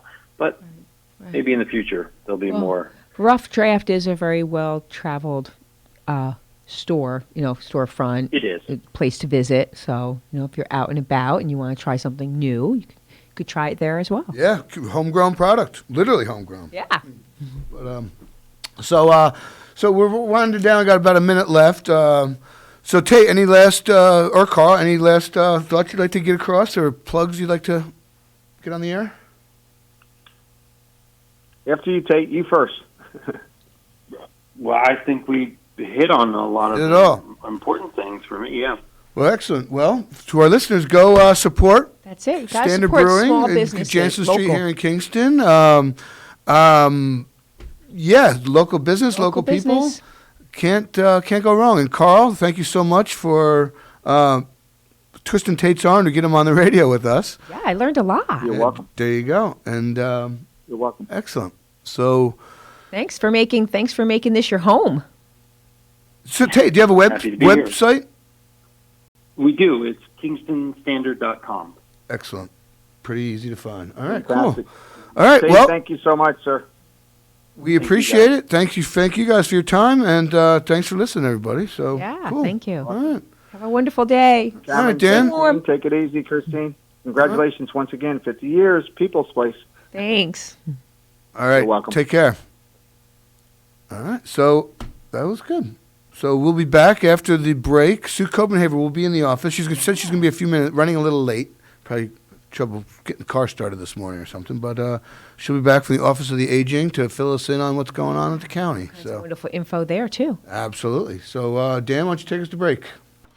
Thank you, Christine Hein, Cameron Rylance, and a very, very special thanks to Tate Simpson for calling in, along with Carl Brown. Thank you so much for asking him to and inviting him to be with us today. And you are with us here at KCR, Kingston Community Radio, AM 920 and 92.5 FM.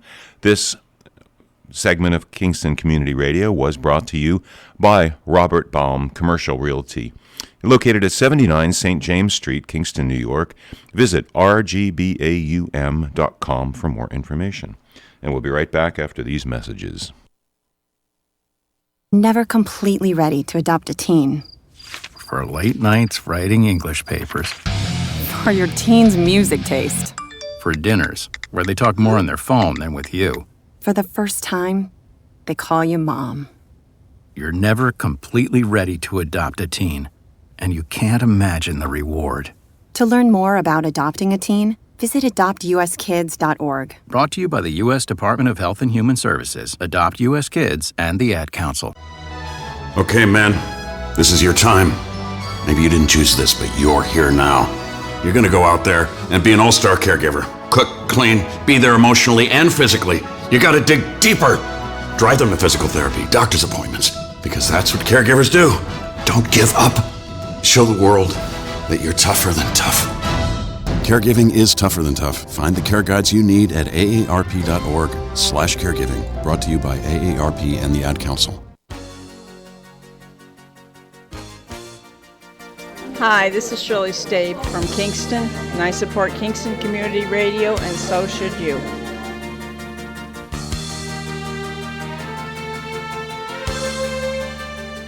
And you're with us here at KCR, Kingston Community Radio, AM 920 and 92.5 FM, and streaming online at mykcr.org.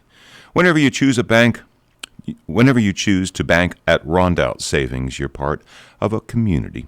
Rondout Savings Bank welcomes you to open an account today and discover what it means to be part of a powerful community bank, one that knows you by name. Rondout Savings Bank, always working for you in the community with branches in Kingston, West Hurley, and Hyde Park, also online at rondoutbank.com. Equal housing lender, member FDIC. And again, you're with us here at KCR, Kingston Community Radio, AM 920 and 92.5 FM. Plentiful sunshine today, but, right now it's 10 degrees. It's been, going down from 11 degrees to 10 degrees to 9 degrees. But our high today is 18, and some clouds tonight, with a low of 9 degrees again, and partly cloudy skies in the morning hours, and becoming overcast on Wednesday.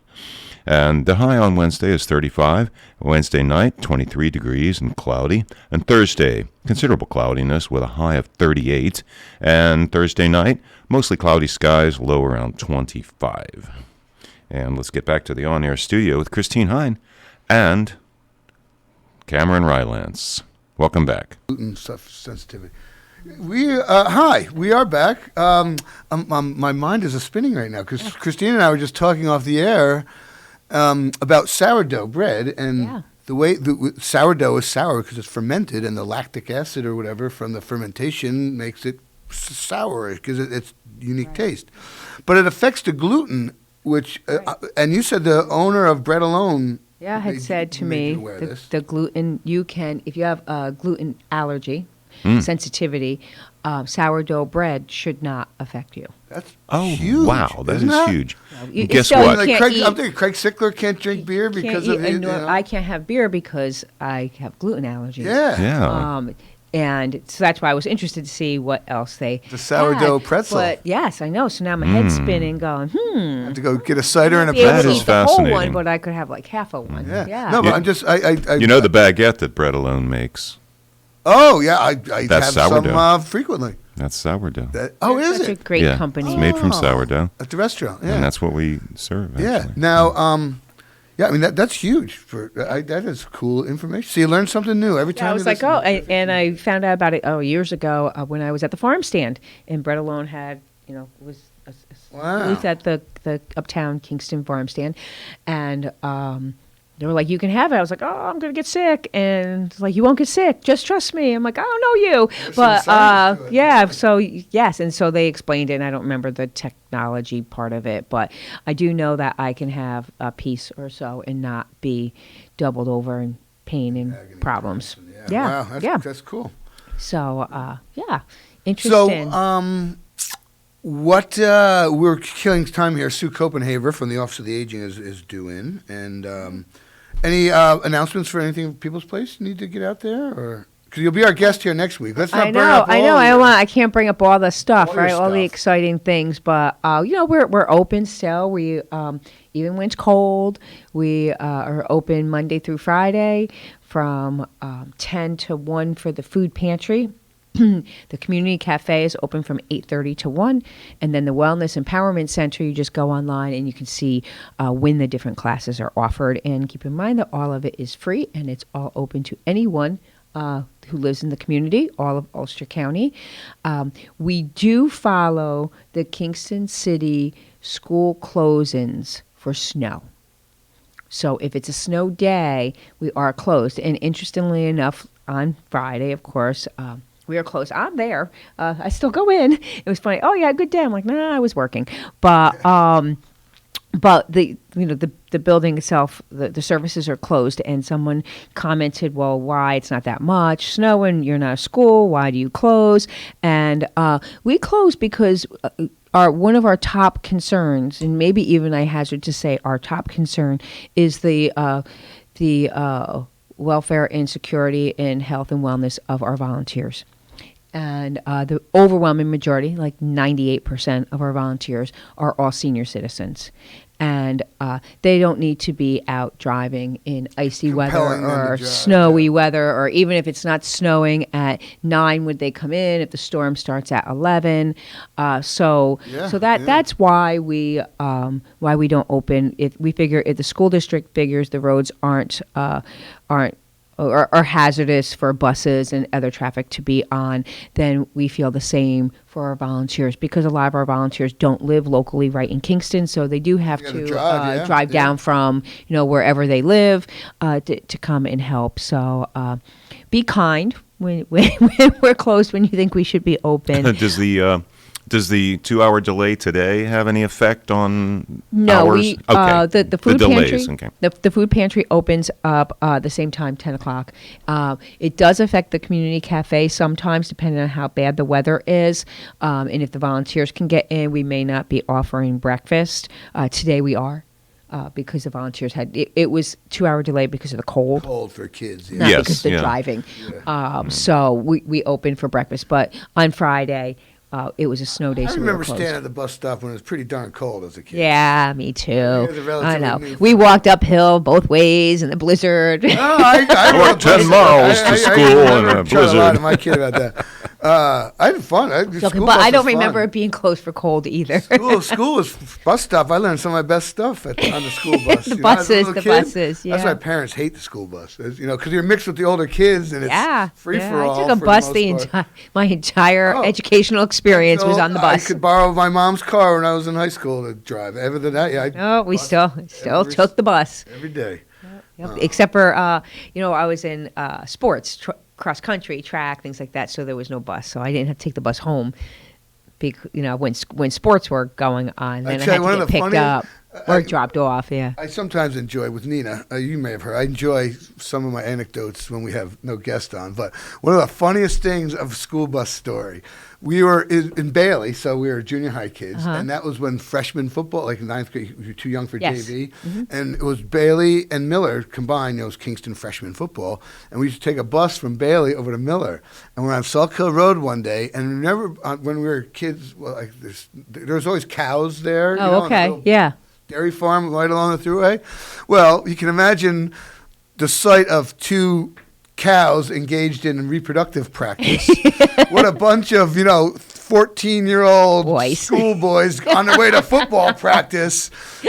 What that the conversation was exactly the hilarity and I'm sure you gave the bus driver quite a few laughs. Raucous, screaming and hooting and hollering. That was one of the funniest things I can remember seeing on a school I remember bus. when we were on the bus. There were no seatbelts on the school bus when we were on. So you were driving, you always want to sit to the back, and then whenever the bus would go over a bump, and it would go over a bump, everybody would kind of jump, and trying to make it. How high you touch the ceiling, how hard the bump was, and all the stuff you can't do now. There's a dip.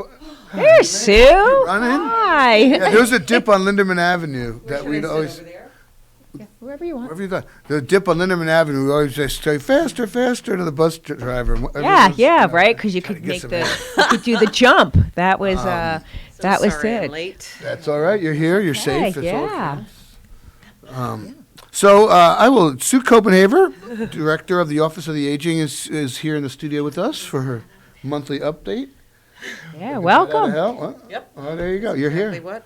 Forgot all my notes. That's so I'm gonna have okay. to wing it Right. here. You got it. You got it. You own it. Probably one of the biggest things you got coming up is tax, right? End of the year Taxes was part of my list. So AARP, just so everybody knows, has a grant, and they support people in the community volunteering to fill out taxes for seniors, right?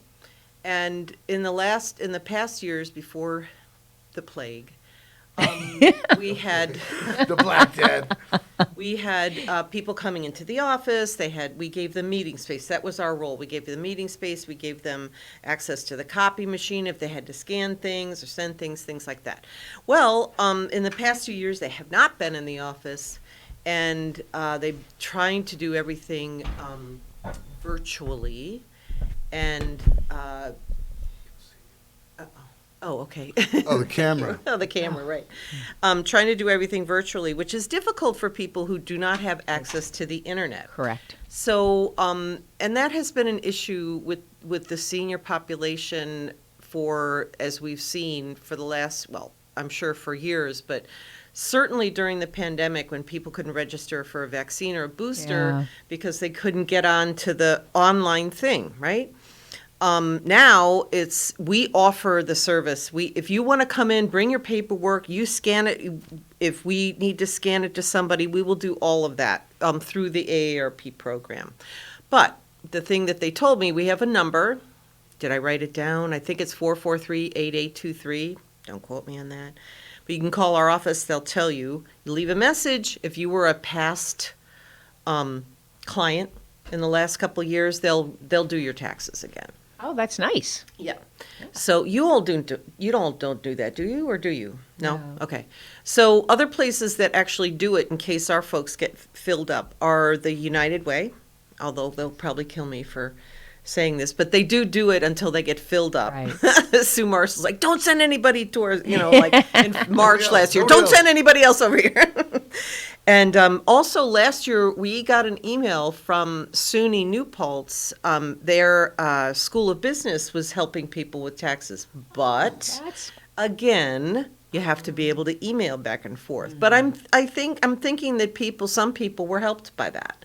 Yeah. So they would do it too. So we're hoping I can dig through my emails and find the contact information in case I need to send that out. So that's what's going on with taxes. Can you give people your phone number? Certainly. So that way, if they're listening and they're like, oh, wait, I need to I gotta write that down. So it's obviously 845-340-3456. That's our office number. That's always our office number. Don't quote me on the tax number, but the tax number does have an answering machine. People do pick it up on a regular basis. The guy that coordinates the program is constantly listening to see if people are listening or leaving messages. So that is helpful and then they call people back and they schedule them. Maybe you saw this, maybe you didn't, but I thought I saw that somewhere, on Facebook, it must be true, that that maybe they were extending the tax deadline this year. I don't know. I wouldn't know. I mean, here we are again. Yeah. 2 years later, going through the same crap. So, don't know if it's true or not. But anyway, we are here to help. They are here to help. The other things that I had on my list were, go ahead. Was that closed? The medical, Open yes, that enrollment? was closed on December 7th. Oh, okay. So that's only a window of time every year for you to change voluntarily. However, if you are people turn 65 every day of the year, right? Yeah. And unfortunately, we age. That's what we do. You can't stop it.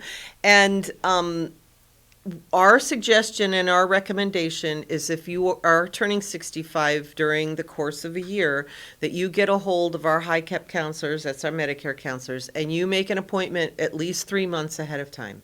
Not that we're booked up, but there's things that have to happen and that you have to apply for in order for this to happen in a timely manner. Oh, it's not instant.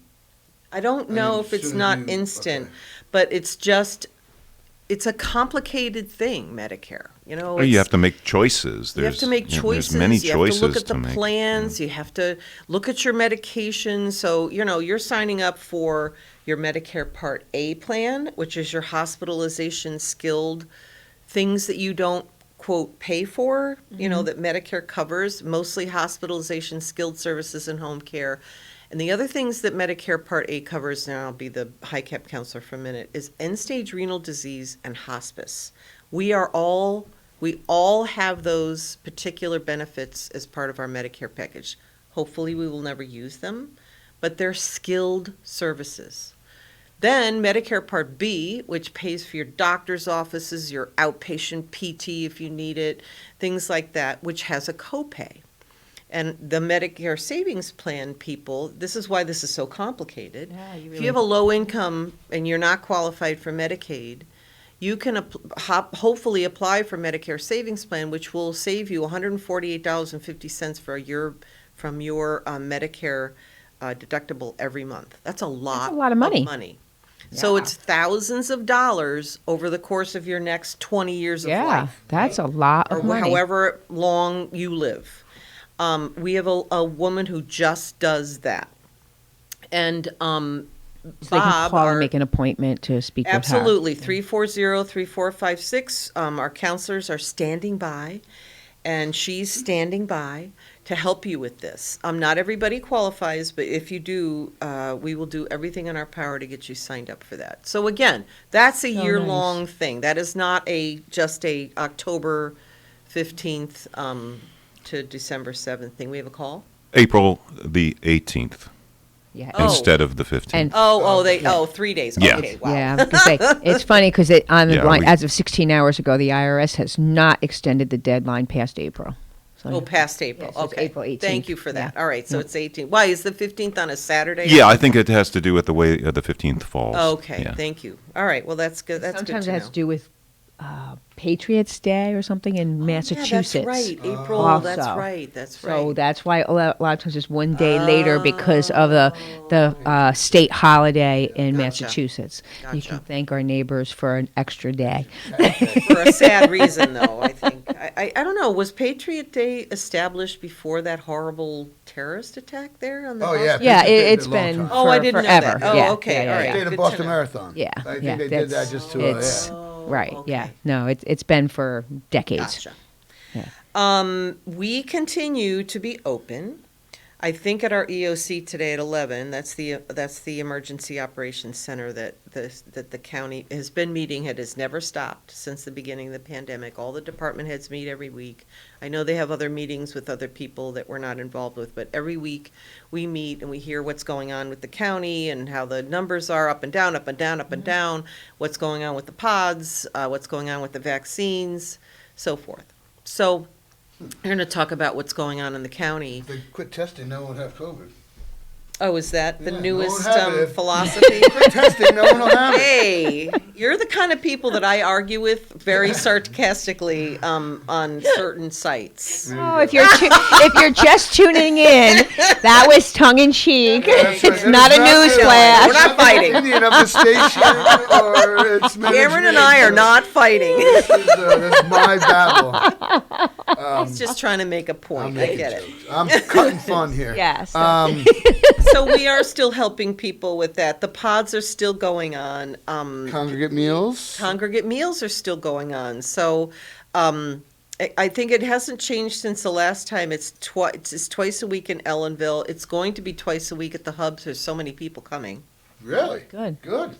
Apparently, a pandemic does not stop the senior citizens of this county, which is great. Well, they have They're to very in, careful. They They have have to to eat. eat, So that's it also on gives them Wednesdays. socialization, which we is talked about really earlier today. It's so important, and it's tough, and it's really just as awful. important as being physically Safe. fit Yep, and yep. eating the right foods. Is we're all human beings, and Yep, I get it. I kind of like the hermit thing, but that's because you go to work every day. I want to get away from everyone by the end. I hear you. I understand where you're coming from. I'm sure you do. But if you didn't have that, then you'd probably be kind of people bored. trooping through your place every day. I have a 3-day weekend, and by Sunday afternoon, I'm like, I want to go back to work. Oh yeah. Oh get God, antsy. Cameron, anyway. I don't know what that's like. Getting to I that. don't know what 3-day weekend's like.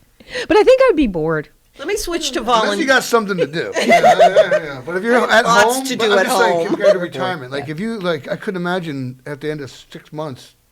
Oh, I'm going to be dying to do something after I retire. But I'm that's gonna be why, dying to do hence why so many of our, Seniors. almost all of our volunteers at People's Place are seniors. Yeah, well, and that's why they're retired, coming out. I'm going to give me a couple months, and then they're just like, They're like, give me I need to something do to do. something, Well, right? And I'm so glad you said the that, because mindset. the next thing I'm going to talk about is volunteering for us. Yeah, there you So go. we do have volunteers who go to People's Place. Every year, the Kiwanians go in there and they do the Thanksgiving and the Christmas. Mm-hmm. They're not necessarily our volunteers, but we have some people who are our volunteers that once in a while I actually get a slip from you guys saying they volunteered for these hours this month. Right, it used to be a what are they? RSVP. It used to be RSVP, called but that, we and took now it over, there's yes. right. So it's certain people you can sign up through the county as a volunteer, and I always try to tell people do it that way because you get a couple perks. The county insures you, right? Yes. You become our volunteer. The county, you're under the county's liability insurance. Workers' comp or whatever. In Yeah. case you get injured. or Yeah, something. Oh, yeah. wow, that's- Yeah. And well, and if if you're driving there, driving through our neighbor to neighbor program, you get mileage. Wow. Ooh. And we are always looking for volunteers for that, because before the pandemic, we had a lot of drivers. During the pandemic, that program pretty much shut down completely. Now it's starting to come back. I think I had about 6, maybe 7 drivers over December driving people around. I think I'm doing my statistics for the annual report, so they're in my head. But over the past 3 months, we started it back up in October. I think we've had about 40 rides. It's not a lot. About 7 drivers. It's not a lot. But people are starting to call again. So I was just going to say, so if people are listening out there and they have some transportation hurdles, how can they get in? Is that you have to make an appointment? Is that how it works? Why don't you maybe explain how So that if works? they have to become a client, so they have to call our office. They have to give them some information about why they need a ride. They cannot be on Medicaid. Medicaid has its own transportation system, and we are paid by government sources to do transportation programs. So it cannot be double dipping. We already have a UCAT contract with the Ulster County Area Transit. We pay a salary of a whole full-time bus driver to just take our folks around, and they are busy. So they make rides with them too. So there's that service as well, which also has a paratransit bus. They call it the shopping bus, but they take them shopping and to medical appointments. And you have to be a senior to be able to use this. That one is service. 60 and over. Right. You know, the Neighbor to Neighbor program is 60 and over too. But what we do insist on are a couple things. You're not Medicaid eligible, and you have to be vaccinated. I realize that it's not a mandate everywhere, but to have someone in the car with you in this little tiny space, the drivers are all vaccinated. We did lose a couple from that insistence, and the people must be. So you call a number. They have their own number. It was on my sheet that I forgot. And you can call our office, 340-3456, and they will give you the number. You leave a message. Somebody's in the office 3 or 4 days a week to take the messages and to get the drivers to help you. That's how that works. That was actually a big part of the RSVP program that used to be at SUNY Ulster that we took over. So we're always looking for volunteers. I'm trying to think of the acronym, Retired Service. Retired Senior Volunteer Program. There you go. Okay, there's a lot of them actually. They used to have a luncheon. You still have. COVID. What can you do? Can't do anything. We had a volunteer dinner or luncheon every year to thank them. Yeah. We have a caller. Good morning, caller. You're on the air.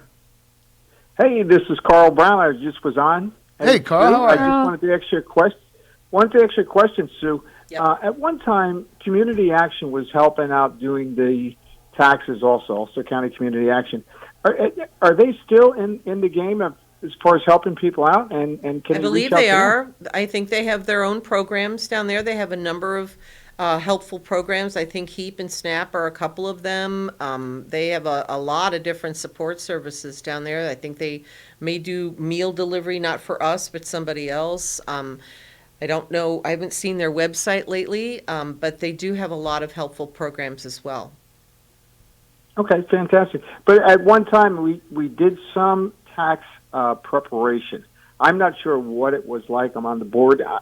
I'm not sure if it was helping out seniors or it was just regular tax preparation.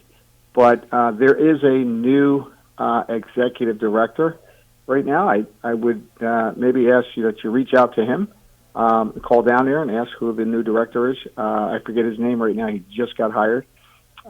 Maybe they can assist also in some of this tax preparation. Thank you. Yes, I will do that. I know there's a couple people in the office who can find out some other sources of tax help around the county that's free for people. I will say, thank you for bringing that up again, our tax aid service saved people. We kind of added it up as kind of an estimate, probably $1.2 million every year for the seniors. So, wow. You're talking about a lot of money that's saved from this program, all free. Do they do that at the library too? At the Kingston? So, Carl, is that you all good? At your question?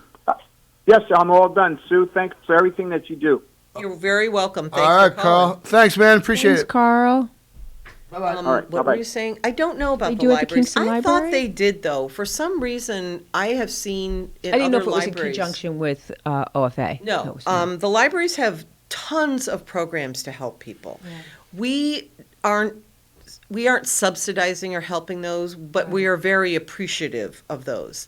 So I know that there are some programs in the library that mirror ours, that do some of the same things, and obviously it's not enough. So, I live in Poughkeepsie, so I go to like the Boardman Road Library, and I've been to the Wappingers Library, and I go to the library a lot, so I see all of the things that they do, even now, that they do for people. It's, big bulletin boards with all of these different programs. It's amazing what you can get done there. So definitely check out your libraries that they're very, very willing to help in so many different ways. We're going to be partnering them for a grant out the 28 way for a couple different things in the library out there, and they're very willing to jump in and help us with a really neat project we have going.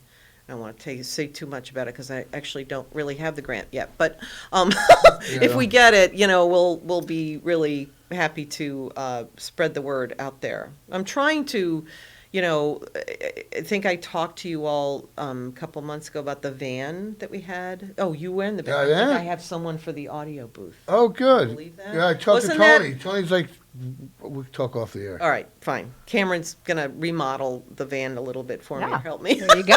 We have an audio booth in there. I'm like, I can't do anything this with, but I hate to waste it. You know, somebody needs this. So I did call one person yesterday. I'll let you know. All right. Well, they better be strong because this good thing must weigh. It's a big, yeah, it's huge. Steel big, case. yeah. Anyhow. Anyway, so we did take it to Aloha Acres. We took our services down to Wallkill. We're planning 3 or 4 trips this coming year once the weather Nice. gets better and the van doesn't, you know, it's big. It's like a bus. It is a bus. It is a bus. Right. And you do have to have a commercial driver's license to run it. So, And is it for information for folks? so it Is used to be for more medically oriented things Okay. because I think there was kind of like an exam room where people got their blood pressures and their finger sticks done, things a nurse could do on the road, right? And then because 3 directors before me, Anne was a nurse, and she was very, you know, very much in favor of this. Got this going, and Cardinal? after she left, it sat in a parking lot, and now I got it going again, and it's not. We rewrapped it because Mike Hine's name was still on it. So sorry, Mike, but so we rewrapped it in sort of a more generic thing, so it never has to be rewrapped again. Sure. Right. And we want to fix up the inside, so it's more informational. So people can go and have a couple of confidential spaces to see the nice. lawyer, to see the high cap counselor, and we take those services because those are really, I would say, 2 of the services besides the Tai Chi program and the exercise program. Those are 2 of the services that people ask for the most. Low cost legal it's advice and high cap. Interesting, because the DMV buses started going around again. Right, yeah, it's very, very much like the And DMV I know a lot of bus, seniors yeah. use the DMV bus. Yes, so they do. whoop, they could drive down together. Yep. That's it. Unfortunately, we're at the top of the hour. What? Oh my We God. are there. I didn't even get to the rest of my list that I didn't bring. Exactly. Oh, boy. Call Well, we in. got to give it back to Call our Magic office. 92.5. 340-3456, sorry. All right. 240-3456. Correct. All right. Well, it was a Okay. terrific Tuesday. Thanks. We got to run. Sue, thank you so much. Thanks for Christine, coming out. thank Thank you. you, Christine. Appreciate No it. problem. And My Dan, pleasure. take it away. Thank you so much, all the guests today. We had Dan Whelan, and we had Tate Simpson from Standard Brewing, Carl Brown, of course, and Sue Koppenhaver from the Office for the Aging, and a great pinch hitter for Nina Postupak, Christine Hein, and, of course, Cameron Rylance. And thank you for being with us. This last portion of Kingston Community Radio has been brought to you by Rondout Savings Bank. And Rondout Savings, always working for you and the community with branches in Kingston, West Hurley, and Hyde Park. Also online at rondoutbank.com. Equal housing lender, member FDIC. We thank you for being with us today, and we invite you to be with us tomorrow for a Super Wednesday. And we now return you to Magic 92.5.